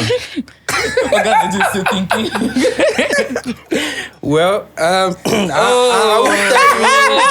you. Papa, leave my time for my tires. We're gonna do a cam. Sir, I have a question for you. I wanted to ask this, but we've been asking questions. Please, do you think I'm taking it back? Do you think? But I hope so. Don't settle. Nedu, I'll fight you. Sir, I love you too. Do you think that a mentor can be wrong? And if a mentor can be wrong, like how do you correct the person without them getting offended? Correct your mentor. I know. Because I mean, mentors to not everybody. Good question. So yes, a mentor can be wrong. In fact, my argument is that no mentor is perfect. In fact, you are supposed to end up being better than your mentor. That's the whole idea, right? But however, the secret to mentorship is the word honor, right? And if you really honor that mentor, you won't see yourself from the point of I want to correct. The relationship, I mean, there are 3 categories to relationship. People who are your mentor, people who are your colleagues, and people who are below you. So I say that for mentors, you revere them and honor them. For colleagues, you give advice. For those below you, you give instruction. Sir, please take that again. For mentors? Right. For mentors, you honor, you know, and cherish and just give a lot of humility and honor. For colleagues, you give advice. Okay. While for those who are mentees, you give instructions. Yes. Right? So never see yourself in a position where you want to say you're correcting your mentor.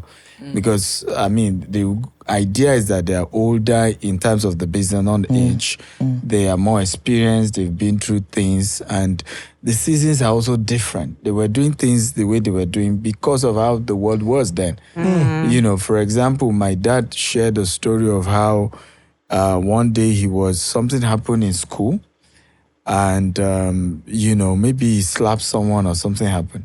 And then his father went to the school and stripped him naked and beat him in front of everybody in the school. So in my own case, that he will ask me to lie down on the table and flog me, you know, I can't complain because it's a better version. Then what it went Than through. stripping the person naked. Exactly. Than stripping the person naked in the school he attends. Wow. Shame. To Shame. correct him for something he did. So that's why you should just know that, hey, I'm supposed to be a better version and I should show honor. I should pick what I need to pick and move on. Also, you must have multiple mentors. Right? Oh, not just one. No. The spiritual mentors for different sectors. Oh. Spiritual mentor, business mentor. Business mentor is different from investment mentor. Business mentor is somebody in the entertainment industry like you guys who has a bigger entertainment business that you're asking question. Investment mentor is somebody who has been able to turn $1 to $1 million. So that's the person you go to and say, Baba, I get $100,000 here. What do you think I can do with this money? Right? Say, okay, put some into real estate, put some into shares, put some into this. Right? And so you are supposed to have mentors, even relationship, right? In marriage, who is your marriage mentor? Right? So lack of mentorship in different sectors is the reason why people struggle. Like in my case, for many years, I only had a spiritual mentor and I felt I didn't need anybody else. And it affected my business, because I won't budget my giving. I won't budget everything. I give based on emotions, I didn't run the business the way it should be. And I was taking just based on, I didn't understand the concept of branding and marketing. God will do it. Once I pray, customer will come, But as I started having mentors in business who are not even Christians, right? Who don't even believe in my faith, who don't, I started understanding certain things as to business mentorship, while I still have my spiritual mentor on, going to heaven, and how to live a modest life. And that way, so you should have different sectors, different mentors for different sectors. I think for entertainers, that's the problem. Wow. Most entertainers don't have investment mentors. And that's the problem. That one is beyond deep. Yes. So for most of club, then they finish it. Exactly. The season when they were making the money, there was nobody that they go meet and say, how do I go about this? How do I mean, there's an entertainer, she's never said it, and I'm not going to mention her name, but she moved to a particular place, where she lives. She bought a house there. And since she moved there, right, her business has changed. She's still an entertainer. You mentioned that when you started your show. But you will know that they rub off on her as far as business is concerned, right? And it just turned everything around. But most entertainers don't know this. Just feel, I'm famous. Okay, it's the fame, right? You can be famous and broke. And we've seen a lot of that. You can be famous and one day the fame is not really there, right? And you have nothing to show. But when you invest in saying, I must go and meet certain people and sit down and ask questions as regards, how I can make sure years to come I've built well. They do that much in America. Yeah. American artists are better off in this area because many of them don't just have manager. You know what we call manager here? Manager. Is your office assistant. What you call manager is office assistant is PA. Right? In developed world, the manager really is like your mentor. Yes. Is your boss. He really runs things, including your finances, your wealth, your, and all of those things. Yeah. Two things, sir. Number one, when people talk about mentorship, it would appear like for so many people, it's a struggle to get the right mentor. And to a considerable degree, if you ask so many successful people how they became successful, they will say, it's God. I don't know, maybe they are afraid of sharing some of these valuable life lessons in the hope that this person no go come overtake me, come turn to Oga.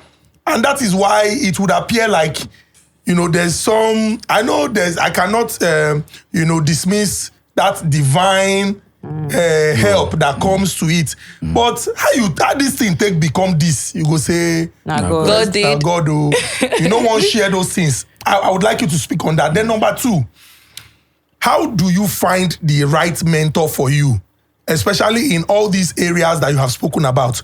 Because sometimes some people, like the other, they'll say 100 advisor, Zero helper.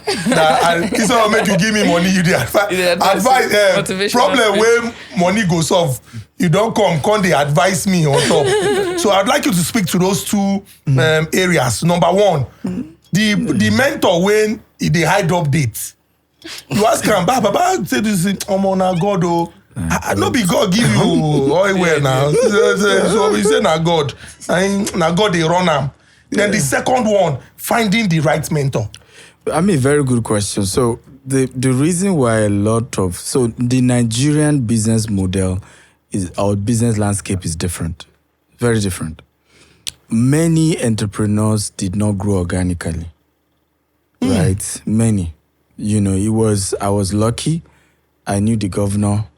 I was lucky. I knew the minister of petroleum, or I knew the minister of this. I was lucky. I knew the president, or I'm close to the president's wife, and they gave me this. Now, I can't tell you that it was the president's wife connection that gave me all well. Right? So that's why sometimes you notice there's that element of not going into details because there's a lot that went behind the scene. The people involved will not want you to mention their name. Some of the wealthiest people in Nigeria are not even known. You don't even know them. They don't even want. So it's people like us who we can tell you started our business 1,000 naira. Dr. Cosmos started his business with 200 naira. We're the ones that are more seen because we can analyze how we move from this to this to this, and we don't even mind. And it's also still because our business is still growing organically. Right? Once it's not organic, you won't keep quiet.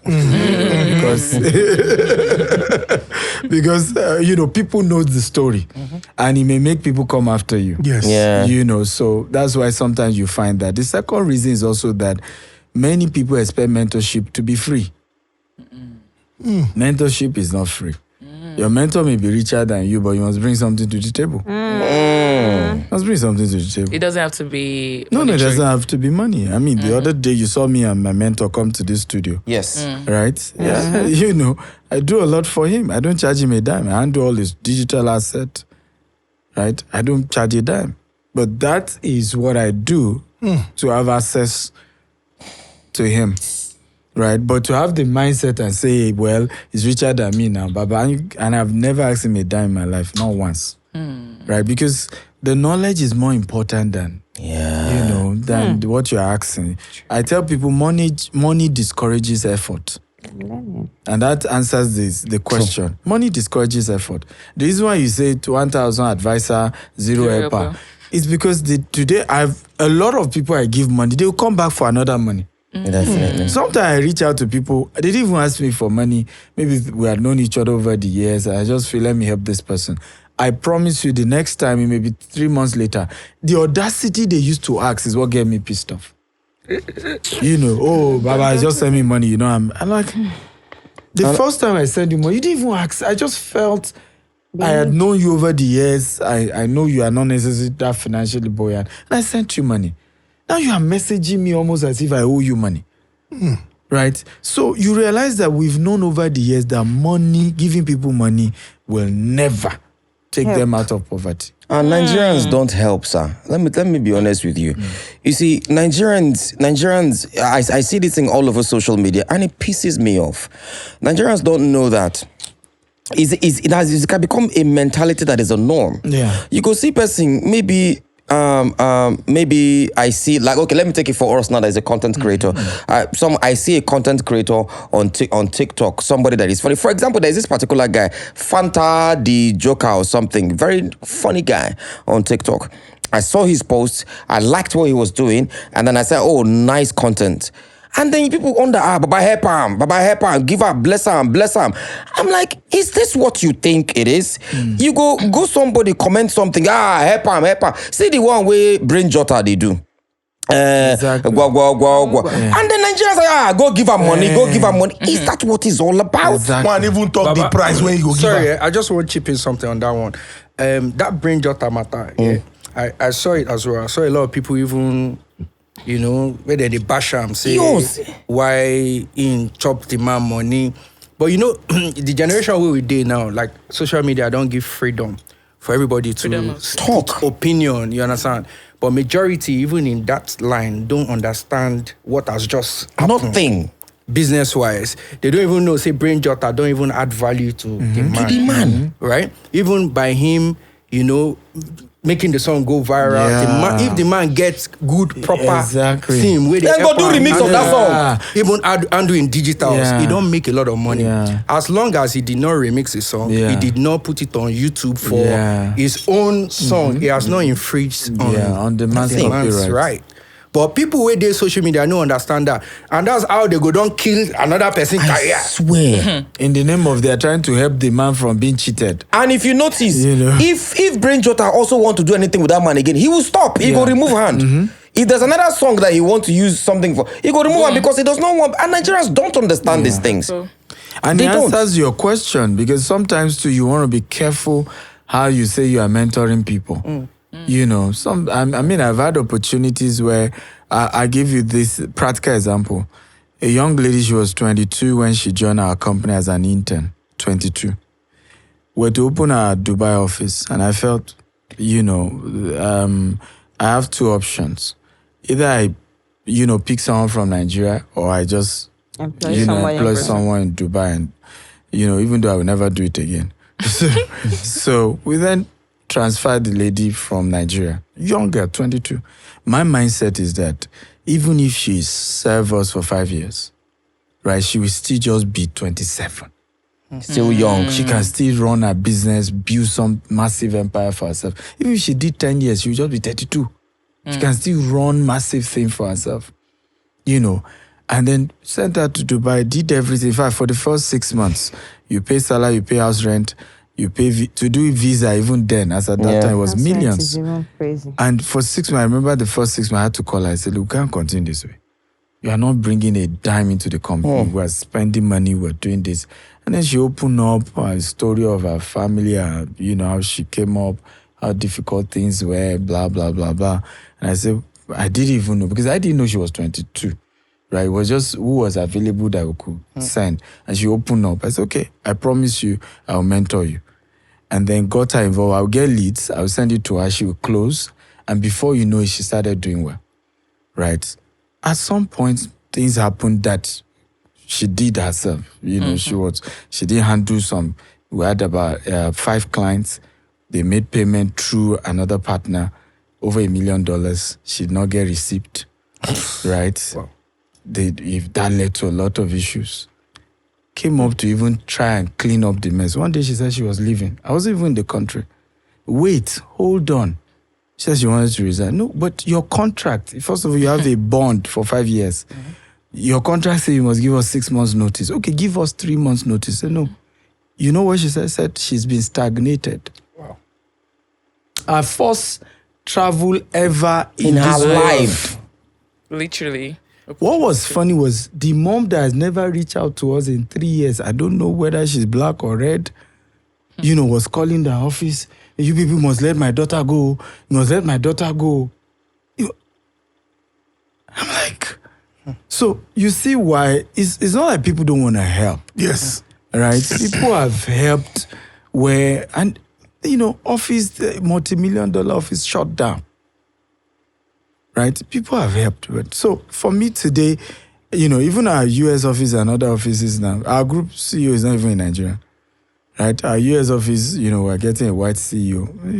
I'm done with Nigerian, because even by putting a Nigerian affected the business because by the time they banned Nigerians, right, we couldn't get Nigerian sales. Meanwhile, if we had gotten somebody who wasn't Nigerian, when they ban Nigerians from coming to Dubai, we will have continued to sell because we will have attracted clients from other parts of the world. So please, I think we must balance this argument over, entitlement. It's because annoying. it's Nigerian. You must do. People just Wow. carry this entitlement that somebody owes them. Nobody owes you. Nobody owes you. Nobody. You owe yourself everything. Right? What your life turns out to, you owe yourself. Nobody owes you. If you come out great, thank God. If they help you, fine. Thank them for it. If they don't help you, move on. Move on. Because this culture of help him now, he's my brother, he's my this, he's my that, it's killing us. A gentleman came to my Dubai office. I was in the office. I don't know him from anywhere. Just came. Hey, help me. Hey, I lost my job. They've chased me out. I don't even have where to say. My daughter. Well, I had no choice. Gave him money. Few months later again. Come on. Come on. Well, I think that the very important lessons that I am sure that a lot of people would imbibe from this episode, and it is the fact that, your value should always stand out. Yeah. And you're definitely going to get from, so many people.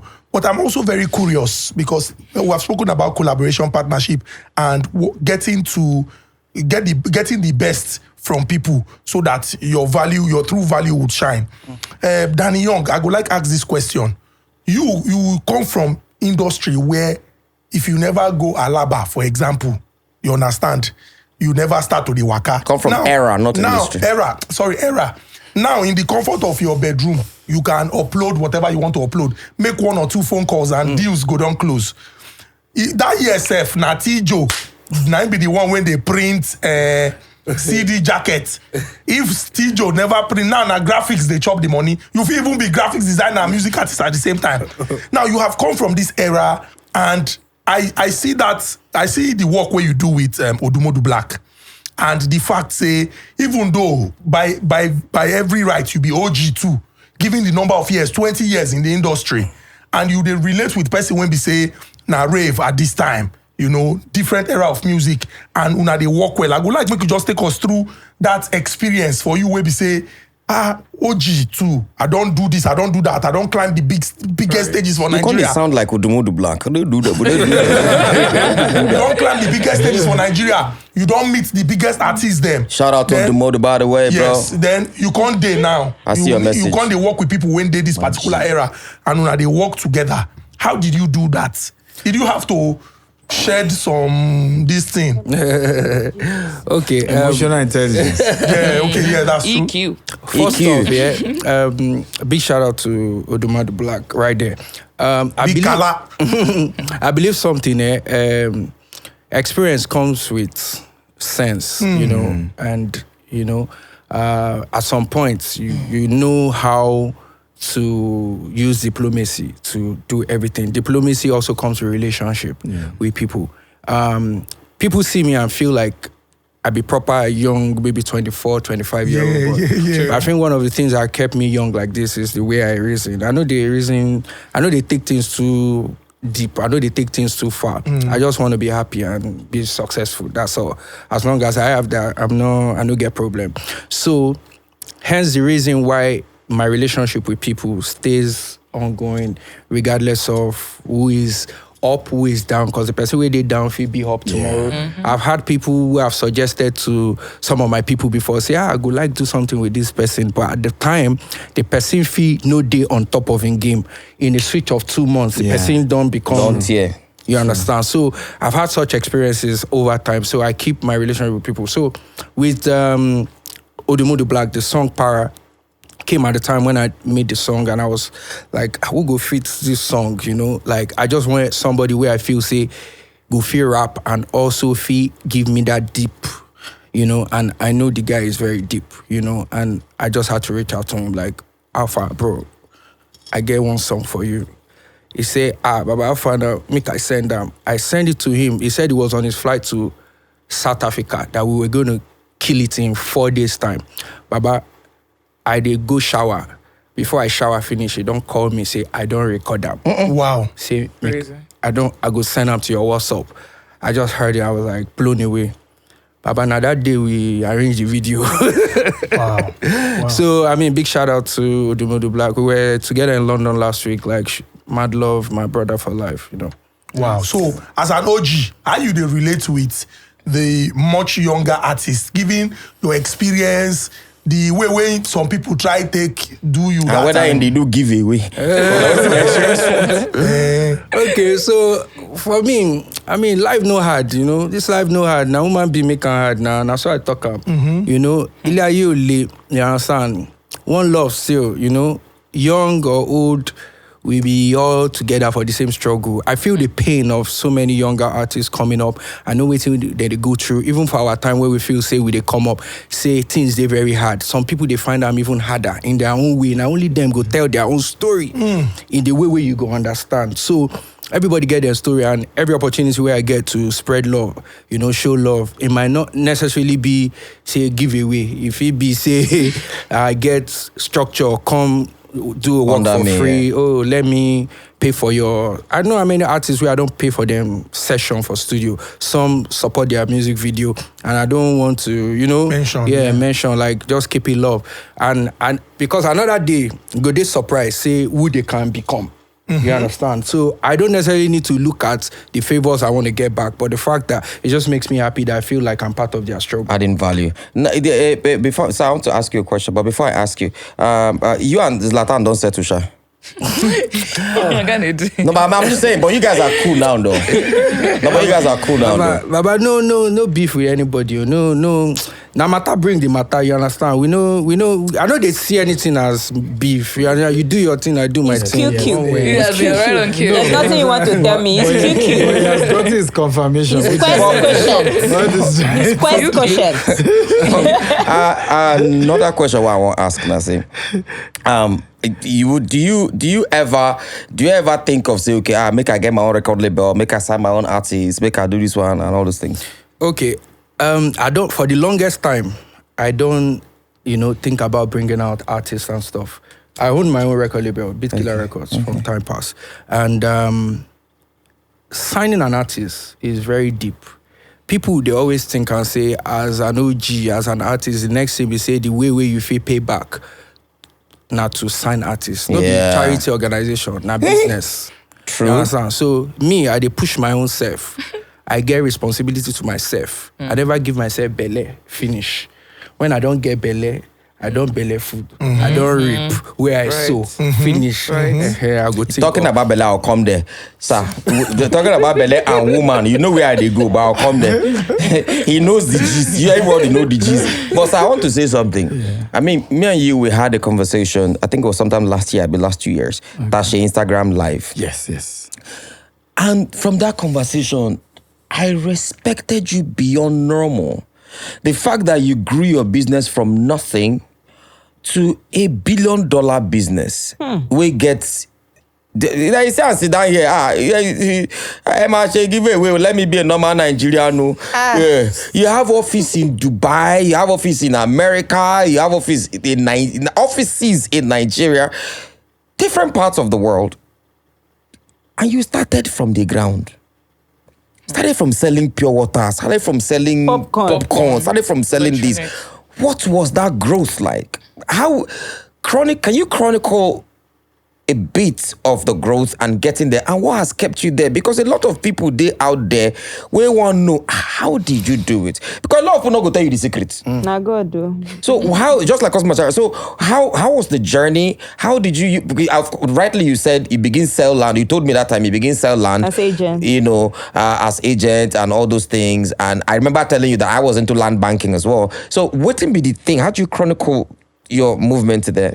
Thank you. Good question. So first of all, when it comes to business, a lot of people don't know that once your business is crossing over $1 million, it's no longer your money. Usually you are leveraging on OPM, OPT, other people's money, other people's money, time.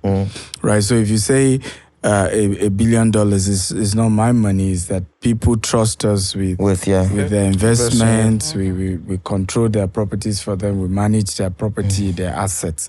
But it's not like it's my money. And I think that's very important because that's where most Nigerians miss it. Right? They think that once your business is doing certain turnover is your money.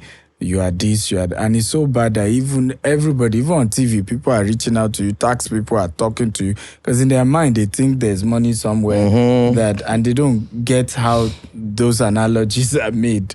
It's based on what you control. But to the question, I started 16 years ago. I've started business over 20 years ago, but 16 years ago, we registered one of our company. It was a bulk SMS company. We started sending SMS and we started with 8,000 naira. And gradually by 2015, we were a household name. From banks, PZ, Chivita, everybody was our client buying bulk SMS, because what we did was, and I always say to people, start by getting a customer, turn your customers to marketers. So what I did was people started buying SMS from us, but at some point I said, okay, can we build your website for you? You too can make money from this. Doing the same From thing. this same business. So before you say Jack Robinson, we had over 5,000 websites we've built. So today there are people who were our client but did not know they were our client because they were patronizing somebody else. But everybody was still using our portal as at that time. Innovation, and I have a rule. When I get to the peak of any career, I ask myself, what's next? When you get to the peak. Yes. I asked myself, what's next? And so that was what happened to me. 2014, 2015, I said, what's next? Because this is like the peak. Everybody is using us. Everybody's our clients. And that was when we said, why not go into real estate development? And thank God I did. Because by 2016, NBC banned SMS. So they had this do not disturb. Yeah. Because if you remember, 2012, 2010, you'll be getting SMS on your phone. Yeah, constantly. Adverts. Where you're not unsolicited. Yes. Exactly. Those were the business. You could, you used to see customized. Churches were using SMS. Yes. And if we had not diversified into real estate development by 2012, if I remember, I posted a picture recently to show my staff when we got to the first land we were to sell. I You think I could saw that see it picture. in their face, like, this man is mad. Like, we are comfortable, we are doing well now, is to sell waterlogged land. And it was water, if I were using our neighbors, because we had not some field where our land starts from. So we'll be in the other estate and say, well, you see that tree? That's where our own estate will start from. And that's how we had to start marketing then. But thank God we did that, because if we didn't, the SMS thing will have crashed by 2016. And at the end of the day, we are nowhere in terms of business. So for us, what we did was diversifying. And during COVID was even the biggest year for us, because COVID was really what made us to become a household name. During COVID, during lockdown, I remember I'd listened to Jack Ma, founder of Alibaba. Alibaba, yeah. When they had SARS in China, Jack Ma asked some of his staff, eBay was competing with him. They were about taking over the market. So they had these 4 months, everybody must stay at home. He kept some of his staff and they figured out the solution to defeating eBay. After that lockdown, they took over the market. And that was the change for Jack Ma. I had watched that story before we had, COVID and lockdown. So rather than ask all my staff to go home, I kept some, in the office. And I told them we must crack the code to rising to the top of this industry during this season. I said the big egmons in the industry who have billions in adverts will stop advert now. And that was what really happened. Yeah. Some have sent their staff home till December before we met. We that we had never done advert on even LTV, right? Started CNN advert Wow. during COVID. Wow. It was a takeover move, Wow. right? Signed our first brand ambassador. In fact, the week lockdown was over, we went hard. Even during COVID, we were streaming, and we had involved a lot of strategies that people didn't appreciate before COVID. So we started virtual inspection, allocation virtually. We sent customer documents to them via DHL. All of that was not appreciated. But when COVID happened, people couldn't come. The story then will be when I come to Nigeria. Yes, I will see when the I come land, and see it. then I will buy. But now, people were locked down. They couldn't come. We that we had those, structure already. People were just buying. It was crazy. We had over 500% growth, in 2020. 2021, we opened in Dubai. The rest is history. So which means, you see one thing about this story, which is why I really wanted him to say it. Now, a person will first buy motor, now buy old model. Yeah, true. That's the truth. If you think that you don't reach, another one will come outside. So the question is, what next? What next? Yeah. It's like pretty much like the same thing for the both of us. Yeah. We started with he can attest to it. We started with Sister Nkechi. Which one did we start? I think we started with Sister Nkechi. Sister Nkechi got to the point where now him first tire self. Him first tire. The next question is what next? Went to this. The next question, what next? Went to this. What next? And then Alhaji Musa. and it's still great. So this is for all of you that are there. Don't think that. Check it. There's a lot of people that even started when we started. How many of most of them? I mean, this is not shade at anybody. Yeah. But when you stop growing, that's when you die. Yeah, true. That's really when you die. Except say you want to say, okay, this sector, I don't finish from this sector. Let me diversify into another one. Let me diversify into this one. How many people know say him they do visa? Nobody knows say Danny Young they do visa now. Vim DM go full now. Baba, I want to go UK. I want to go America. Because na shop plug. Because na shop plug. Because na shop plug in me. You understand? And no be to just go. You go do tour. As in, From A to Z. So you go know say this one. Not be just okay. I just want go. You won't go there. Go do something. When get value. When go add value to you. Now, what is this? What was the issue with you and Tiwa Savage? Mama J.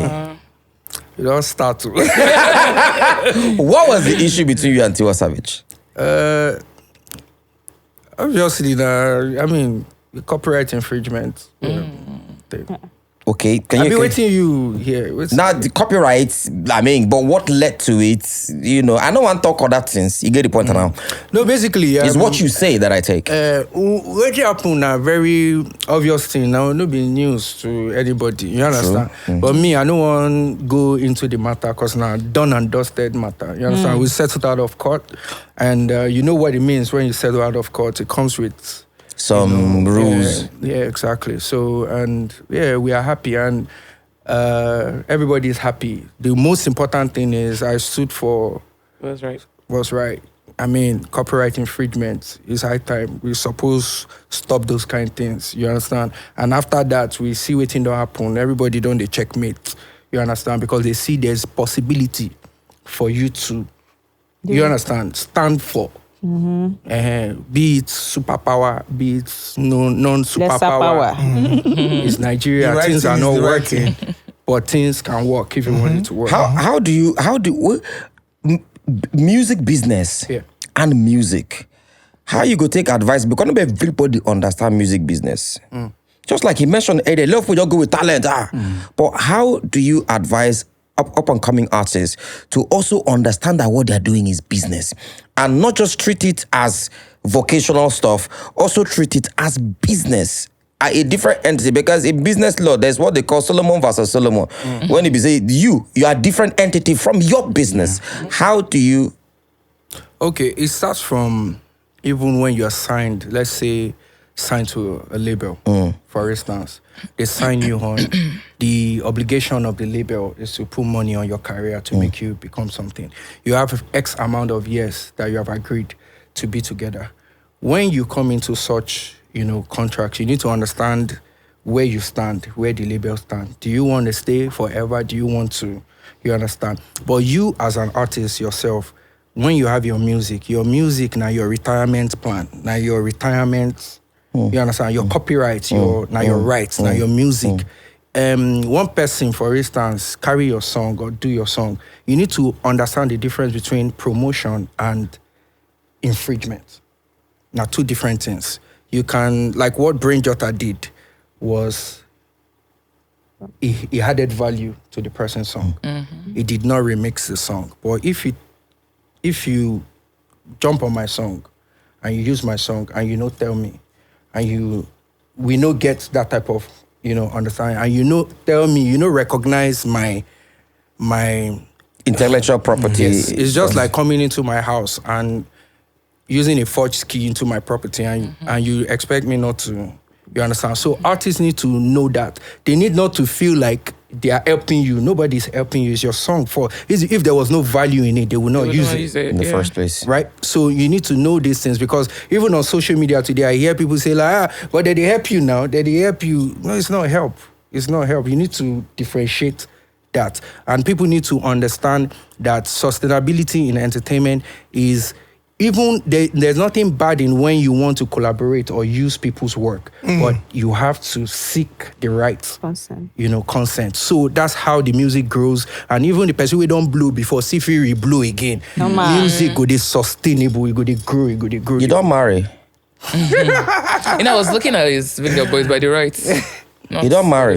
Baba, beg. Dad, you don't marry. And from the beginning, he was always the baby boy. He was always the baby boy. Yeah. Nah, you gotta answer that. I beg. Make I don't day like this now. You don't like as I did. Daddy, No. I go You don't cast answer any you. question properly. You don't marry. You don't marry, yes or no? That's private now. We girls want to know. But Don't you want to you know? get person when them being link you with. I don't know whether Bele they involve or something. Oh, yeah. You get one person that you get. I don't want to talk. one person. My gen sorrow. If no talk, I The beg. person too na start. They say maybe that they see two of them for some kind of places. For where? Me, I never hear. What is the role, doctor? You let the questions like No, his family. Let's Quest. what is the role of family in business? That's weird. Yes, He doesn't let he doesn't For this one, I will let it go. For this one, I'll let it go. What is the role of family in business? Good question. Well, I think first of all, peace of mind, particularly when it comes to your spouse. I think there's a limit to somebody's growth if you're married and you don't have peace of mind at home. You know, one of the things I always say that my wife brings to the table is the peace of mind. I go home, I'm not scared. You know, sometimes you're going home. I tell people that whatever challenge I've battled with in the office, in business, when I go to that home, is my safe space. Right? My kids, Cute. my wife insists my kids rush. My daddy, they are shouting, they want to even pull you down. They inject new energy, new life to you. And then the next day you go and war again. Because business is war. Right, but you must have a home that, and I think it's both ways as well. Everybody has to do their part in making sure that the home is a place where your spouse can be happy. Yes. Whatever is the definition of happiness to your spouse, you must give it. Because sometimes we think, oh, I've given you money, and sometimes that's not what the person is looking for. I remember there was a time I just looked at my wife, I knew she was stressed, and I said that she has to go on vacation. Oh. You know, of Wamo. course, funny enough, I have a weird wife. She wasn't willing to go. It was literally serious issue to convince her to go on vacation. Though, of course, 4 days into the vacation, she didn't want to return again because she didn't even know how much of herself, you know, because she's busy with the children and all of that. So, but for me, I know that family is critical. Family will not just, help in making your wealth transgenerational or your business transgenerational. There are tools for perpetuating wealth, you know. So we must take it seriously. And I think in this in our climb in Africa, we seldom see. I think the longest business we know that have gone to third generation is maybe 2. Dantata. Yeah. I can't even mention. Is it to the second generation? Third generation. Because just 1 or 2 that I know that's gone to the second generation. Dantata is the only one you can say at least third generation. And technically, Dangote is an extension of An extension of Dantata, you yes. know, because he said the capital he used to start. Yeah, he it was from worked, Dantata, He did yes. apprenticeship, which is again, and I think advice too, because of this mentorship thing. We must value apprenticeship, right? Because of this Gen Z thing, you know, they are using me, Oga. You have to be used to be useful. Right? Somebody must use you. You know, I remember one of my friends, he just finished building, in fact, what I consider the best, primary and secondary school I have ever seen in Nigeria. 8-story floor in Abuja, over $5 million he put in there. He said years ago when he was going through his apprenticeship, his mentor was a white guy. He would carry the man's bag. They will go here. He said his friends were laughing at him and said, you see, they carry Oyinbo man back. They jump up and down.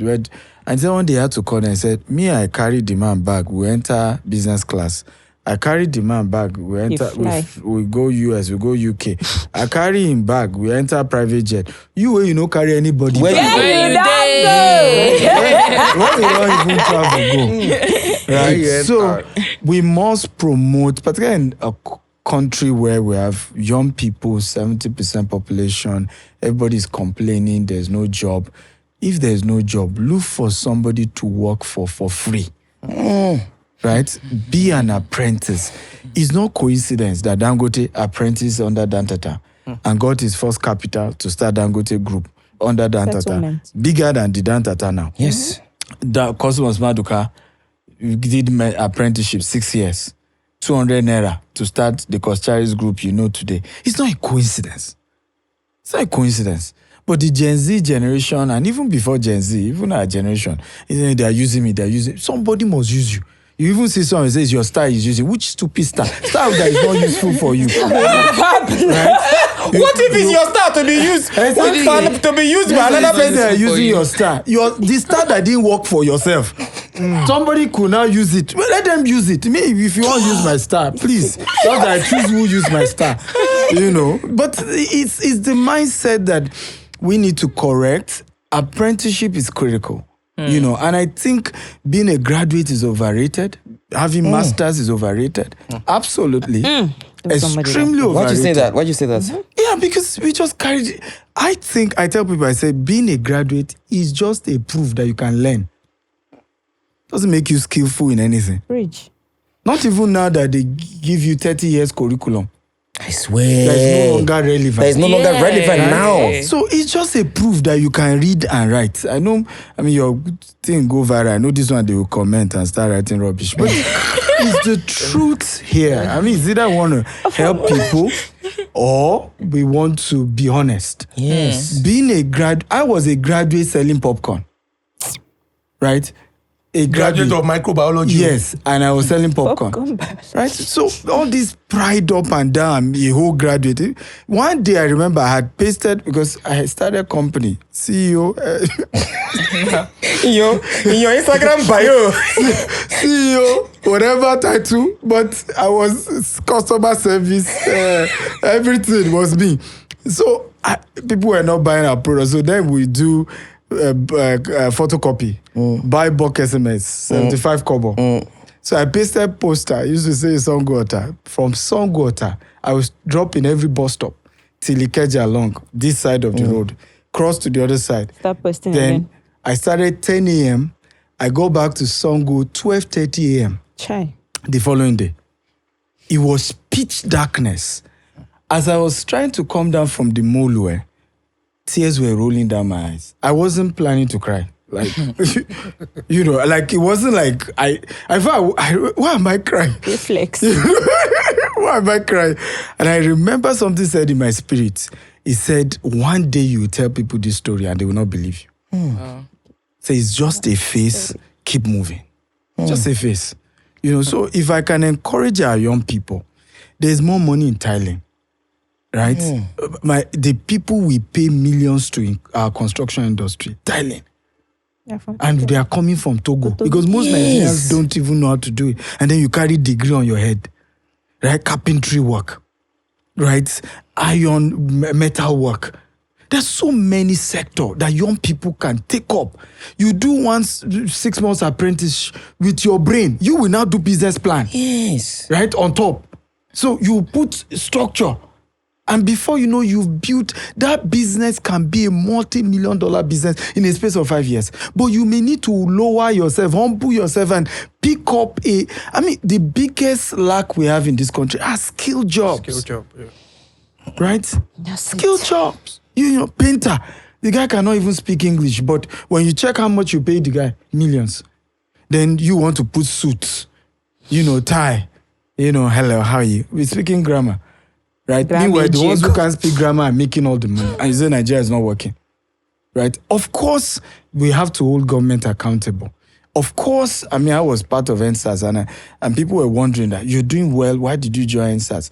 Well, I think they now know why. When they saw that maybe Aliko will join this NSAS, this protest.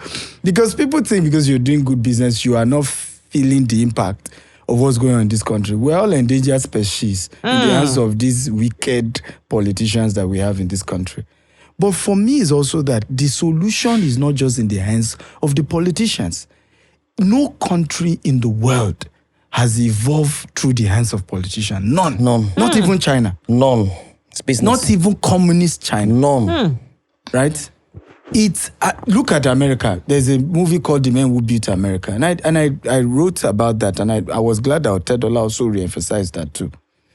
John D. Rockefeller. Yeah. Right? Build the entire, all you know as petroleum industry today. People still don't know that it was kerosene first, before petrol. John D. Rockefeller literally moved people from using kerosene as source of light to petrol. John D. Rockefeller, one man. Andrew Carnegie, the rail sector. Yeah. The man owned more than 80% of the rail line in the whole of America. One man, America, that people just America is developed. JP Morgan was a one man that was so powerful, he bails out industries. In fact, one recession during, I think, D. Roosevelt, they had to beg him to bail out. In fact, it was after that one said, how can I be president? And one man is more powerful. I'm begging him to bail out a sector. That's when they now start what we call central bank, the Reserve Bank. Because he was so pissed off that it was one man that literally had the resources to bail out an industry. And we can go on and on. What Nigeria needs is young people to rise up to the demands of this hour. Build great industries. And then later on, politicians will now come to say, how come only Aliko owns all the petroleum? I mean, he's the only one producing petrol. And that's why for people were wondering, why did I support Aliko with the refinery? At this point, we can't talk monopoly. It's after we are getting enough fuel, we stop pumping all the dollars to import fuel, right? Years later, we now see that he's the only one producing fuel for Nigeria. You know, House can now pass a resolution to say, how do we get younger people to come into the petroleum industry so that it's not just Aliko alone. But every country has been built by one great businessman. He takes over the industry, then later you divide. Like John D. Rockefeller, they divided his company into 5. Do you want to hear the name? Tell me, sir. ExxonMobil. Shell, Chevron. Wow. Even when they divide into 5, those are the names of what they divided. Big names. Yes. Because of monopoly. Social media today, is Mark Zuckerberg not doing monopoly? One man owns WhatsApp. One man owns Instagram. One man owns Facebook. One man owns Thread. Yes. One man. Right? One man. But you will see now, over time, they can divide the country, the company. Same thing with Google. See how powerful Google is. AI, open AI. So we must understand how, nations evolve. But I challenge young people who watch this show, rise up. I mean, yes, not everybody can have my kind of story, but I promise you, if I can make it starting from Nigeria, you can make it. Absolutely. You just will be relentless. I'm very happy you said this. And I'm going to reiterate something that I saw as an MTN advert recently. I don't know, somebody must have seen that advert. The guy, it was as if the guy was on holiday or the guy was a graduate, I can't remember. The guy, Papa na carpenter. So the guy, Papa, go they do the carpentry work. The guy go there every time he go there, they draw and all those things. Papa go they shout for that. Papa, come follow me, come follow me, work for this and come follow me, work for this thing. Shouting at the guy, but the guy was also doing the carpentry, but redefining it. Then later, when the papa now say, "Okay, let me stop shouting at this," but bring your idea. Let me see the idea you have. He now saw the style, it's like he took all An that improvement. And the practical example is this lady that won World of Cooking. Okay. Yeah, Hilda Bassi. How many so-called graduates working in white-collar job are making the kind of money that Bassi is making? Yeah. But she had underrated because she went to private school.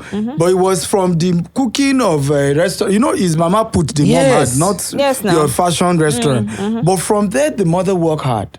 Sent her to a good school. What happened, most young people say, is beneath me. The job that sent you to good school is beneath you. Instead of you to think, how do we take it to the next level? I can, have Guinness Book of Record from this. I can have fancy restaurant that will go global. And you know the funny thing, that their mama where they sell corn, that the mama where they sell akamu, where they go say, oh, I cannot do this, it's beneath you. Which is why it's crazy when some of them that now bring down themselves are humble. They'll now go, after they don't come up for NYC sign out, they'll come go snap picture, come post that for Instagram. My mother trained me with Akama. You go see comments, but how many people go do them? You see one thing that somebody said in the US recently, or sometime last year, the guy was telling me, the guy say, see, Tony, he is stupidly rich. He said, waiting make am rich for America in dollars, in millions of dollars. Say, now the simple thing where they ground, in take am, modify am, make bigger money. Now, for example, the first kit that we were ever paid for years ago was Akamu. Pap. Bube's pap. Bube's pap. One year Kamu. No, but see, it has to be told. It has to. You can think of what is that business, what is that smallest thing where people do water. Person, now somebody starts pure water now. You package them. Can I shock you? In this country, Tony Elumelu was a PA to one man. Alakija was the secretary to the person. The same man. Tony Elumelu, you know, PA to a bank MD in this country. And you see what he's done. Alakija was the secretary of the same man. See what the richest black woman. So when these young people don't want to serve anyone, they don't want to work anywhere, they are using me, everybody's using you, you will not be useful. I want to ask you one last question, sir. What is the last thing, what is the first and the last thing somebody that wants to get into business needs before they get into business? Why I'm asking this question, sir, is because there was somebody that I was somewhere, I don't know if you remember where. Guys, all they need now money to do business, not just money. And then the man now told the person, I can't remember who, say, that's the last thing you need. Yes. He said, no, I need money. Say, no, that is the last thing you need. When the man now explained, myself, at first, I was thinking that money the person need. But when the man, no, that will be honest, myself, I was in the same level with the thinking of that person. But when the man now explained, I said, who told them you? Can explain to us why you think money is the last thing? I'll give my practical example. When I had started my business, we didn't have office. I was using my same one room as my house and my office. But later I thought we have arrived. My mother had died. So part of our gratuity, I got 2 million. I had 500,000. I got an office in Ikeja. Just opposite Computer Village. If I felt for the first time we have arrived. It was a one-room office. Then the balcony was where my reception, my secretary was. Do you know that the entire 2.5 million, this was 2012, was blown by February? By the end of February, all was gone. Wow. Right? I was to do seminar. I went to pay radio station, went to pay. Half person came for my seminar, and I paid 200. Half person. And I'll tell you why is half person. Seminar was 7,500. The person had paid 2,000, that when he comes, he will pay balance. When he came, I realized he's the only one. Even me, I couldn't ask him for the balance. One-on-one seminar. One-on-one seminar. So, it was then I realized that truly, because now I had to start my company all over again. Well, at the end of that year, I lost the office that I was bragging about. Wow. I was owing without even borrowing money. Because, was owing without even borrowing? Yes, I was owing without borrowing because I had, had this, I was representing a university in Hungary. Now, application fee was 100,000 per person. We announced to everybody it's non-refundable. In fact, they brought the professor from Hungary who told everyone. When Wahala started, because they couldn't give them admission, they were backed by one EU fund. So they said no more admission. Everybody started asking for refund. Right? When it became police matter, Police matter, okay? Yes, over 100,000. So to him and his... In fact, I got married because of the case. Right? Because he thought that would help him get the admission. And, people are crazy when it comes to this Japa thing. Right? So he had paid 200,000. Involved the police. I said, but we told him it's non-refundable. They said, but there's no agreement. Then I started learning the power of contract. Right? And having to sign, refund policies and all of that. So at the end of the year, I was owing without even borrowing money. It was then I knew that this was serious. I started the company all over again without what you call capital. You know, I had the email database. I'll go to 20 cyber cafes. There was a site called Target Hero, you know, and that takes me to the first critical skill you need, sales, ability to sell, right? There's a site called Target Hero. Then you can send up to 5,000 emails for free. So I had this email of top executive, and you know we're selling SMS. So I will send out, because the IP address can only open 2 accounts. So I had to go to 20 cyber cafe to open 40 accounts. Right? I'm telling you, 20 cyber cafe. Wow. So and then the following day, I will now upload the email database, 5,000 into each 40 account, then draft the campaign, market your product and services, targeting local government by local government, professionals by using our email database, call us on this number. Then the next day, of course, email will have gone, people will start calling me. And that was how I came out of that. In that, without an office, right, did our first 30 million, sales from, back again from my house. So selling is the most critical skill an entrepreneur must have, right? If you can master selling, you've conquered funding. Do you know in 16 years in Nigeria, of course, in the US and other parts of the world, we take loan. I mean, we are doing several projects, 70%, credit. We took credit. But in 16 years of running a registered business in Nigeria, we've not taken one loan, not even car loan. Wow. What that person said, okay. I want to ask him a question. As you were speaking, I just, thought of something, and I've heard it somewhere and people have argued about it. Do you believe that people should have multiple streams of income, or just focus on one thing and do it well? Do you believe that too many things are going to distract you and you're not going to be master, or at least, Because some people say, without many sources of income, you will not make it in this country, or you better do this, do that, Absolutely. I mean, 2015, I shut down 10 of our businesses. They all tech-based. Shut it down. To focus because they were all to focus on real estate. We won't be here if I didn't. So I want to ask you something before we go. And it's very important. I'm also asking for my brother that doesn't want to say anything. Even if I know the story, but I will not say it. You said that as a business person, or as somebody that is looking forward to getting into business, entrepreneur, who you marry and who you are with is very pivotal to your recreating the wealth. Who should either male or female look out for when getting married? Because these days everybody's looking for money.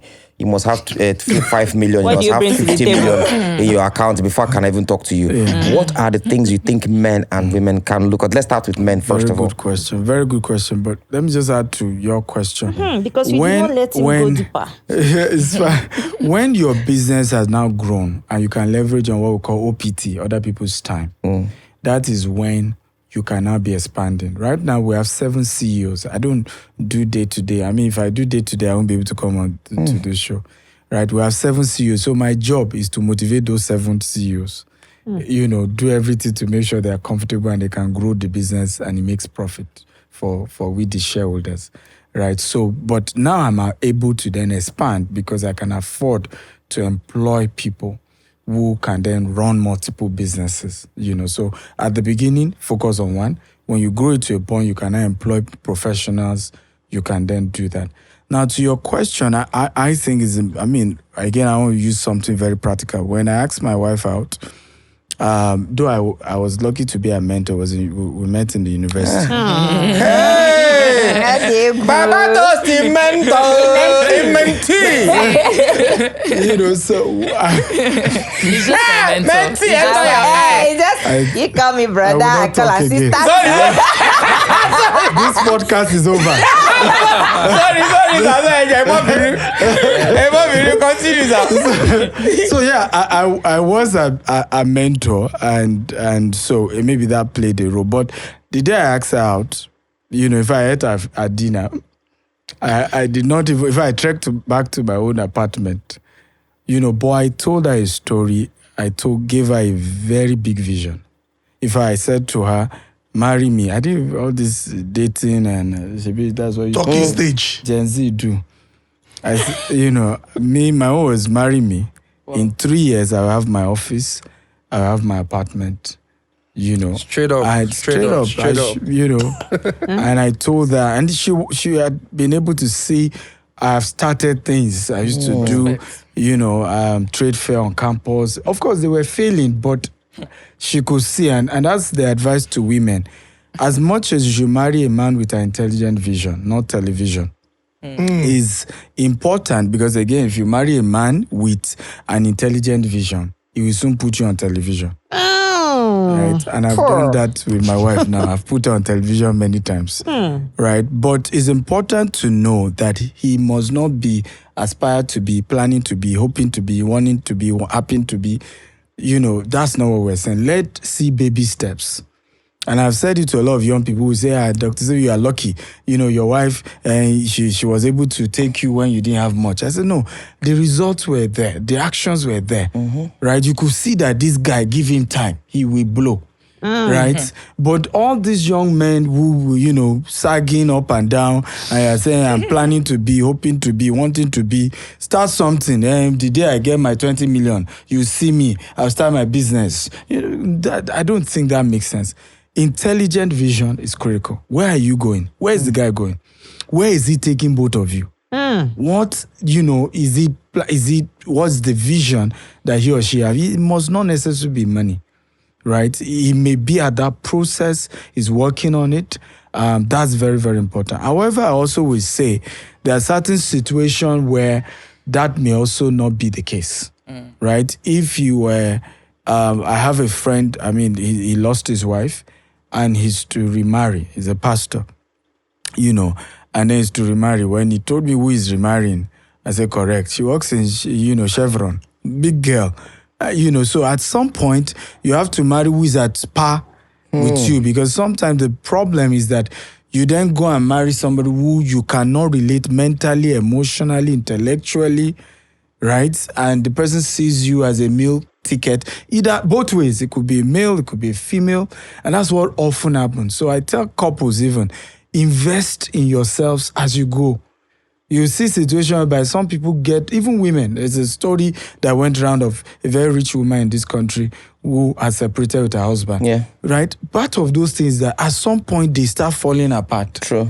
Right? Because at the level of wealth the woman is, right, compared to the opportunity she's having, the meetings, you start feeling inferior. You feel, like a lot of stuff will start coming in. People will start advising you negatively. So you must also look at, are we going the same place? Can we connect? Can we relate? Because if you go too deep down, it may not be wise. If you really are in love, bring the person up first. Mentally, emotionally, to your level, before the married thing comes to bear. So what of girls that are always telling guys that, first off, if you don't have so amount in your account, don't talk to me? Sorry, with due respect, Yes. I just want to chip in on that to further buttress what you said. I think dating in Nigeria is a different entire thing. It's an entirely different thing from dating abroad. I'm saying from why my do you own, think so? Okay. Now he wants to say from his own experience. from my own experience. The definition of a relationship should be based on love, right? Gen Z. Go ahead. Okay, so I would say, I think it's a different thing in this society, Nigeria as a whole. I know it's hard. I know people are feeling the pain, but it should not be on us as a male. I'm speaking for the men now. You understand? Now, woman born me too, right? You understand? So I feel like in Nigeria, when you tell a girl, I like you, I want to date you, she gets a wrong signal. I don't know how that happened. Yeah, owing her. You start owing her money. There's an entitlement spirit that comes in. And this is how it starts. The next thing is, if you ask her and say, how are you? I'm not eating. If you say, how are you like this, voila, happen. That is for the upcoming ones. You understand? He go tell you next, how are you? I'm not fine. If you ask her why you not fine? you don't enter go be, because next thing she go throw you responsibility where you go gas to do. Now, if you say you don't want to deal with that type of person, say you won't go for the upper class, maybe a corporate person where they work for oil company, instead of getting one level of demand. See you. That one at dollars, he go they follow you talk, say, I'm expecting some shipments from this, and I need $20,000, $40,000. And see, there's no problem when you share with your partner. I may give her, they do well, but it has to come with certain level of, Sincerity. Yeah, sincerity. I don't want to feel like you're milking me, or you feel like because me and you, they get some kind of sexual whatever, say I do owe you. So that means if I can pay you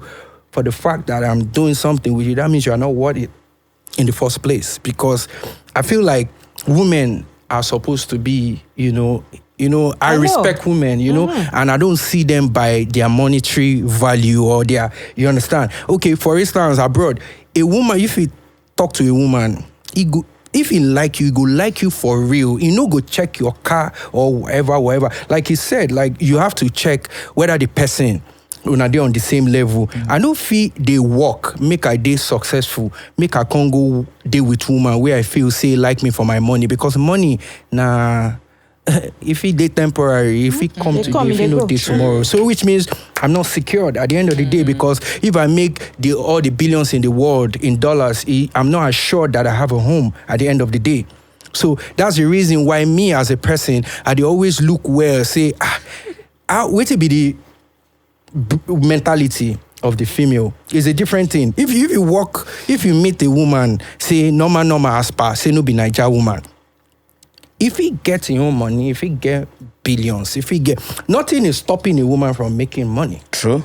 And most of them are making money. But here, I think it has gotten to a level that it has started to affect I'm not saying all, we have a lot of women that are doing well, but some, it don't affect their productivity in a way, because they don't feel, say, I don't need to be rich. You can be rich. Why can't you be rich? Absolutely. So by implication, are you saying, Nedu? By implication, Okay.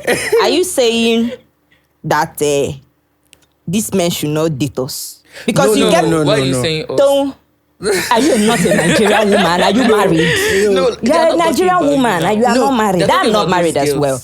Okay. No, because one time, Timaya, I saw it. He was just advising people, say, don't date these Nigerian women. Why? You did not see it. No. So in essence, you're saying Because that's what dating in Nigeria is billing. So don't try billing. it. So in essence, you're saying dating in Nigeria is a liability. No, not when I don't want to generalize it. Like I said, there are still a Mostly, few, not but all. most Nigerian females comes with the expectation, exchange. And some of them don't even know that they are doing that. Yeah, because of certain way they don't hear. But I will say that it depends on where you are finding the person. Oh, thank Right? you, sir. Because Let him I finish. mean, Yes, thank you know, because honestly, I mean, if you go look for somebody in the gutter, you get someone in the gutter. Right? If you go look for somebody in the right place, you get somebody in the right place. And I think it's where we are finding people from. There are characteristics of women with passion, women with vision. With due respect, some of the women me have met are the ones who want to use their money. They want to make their own money and even take care of their husbands. Yeah. You know, my wife is, as much as I'm way richer, she's passionate about making her own money and what she can do with her own money, even to take care of her spouse. So it depends on where we are finding these girls. Eza, just like Danny Young said, almost sometimes you are, hello, you are owing me. Hello, hello, you are owing me. So wait, because that place where they say when you go meet them, some of them don't know that OT. Some of them they package themselves, go there. I swear. I mean, I'm not saying that's what it is. I know what's in your mind, Sha. Where is on your mind? I don't know what you're talking about. So what is the thing? Where should they go, sir? As a young man looking for a girl, where should they go? So I mean, I think we need to say what exactly are you looking for in a woman, right? If you're looking for an intelligent woman, there are book clubs. There are intellectual locations. Lagos Business School. Taking down notes. There are intellectual locations where you meet people who are sound, because the real issue is that, and you're right, there are a lot of ladies who believe that is by dating that they can solve all their financial needs. The one that their father couldn't solve for them, their brothers couldn't solve for them, is another man's son or another man's brother that can now solve that problem. Right? And telling me you need 20 million to go on a date is the most ridiculous thing I've ever heard in my life. Because the question is there something special that you have down there that other girls don't have?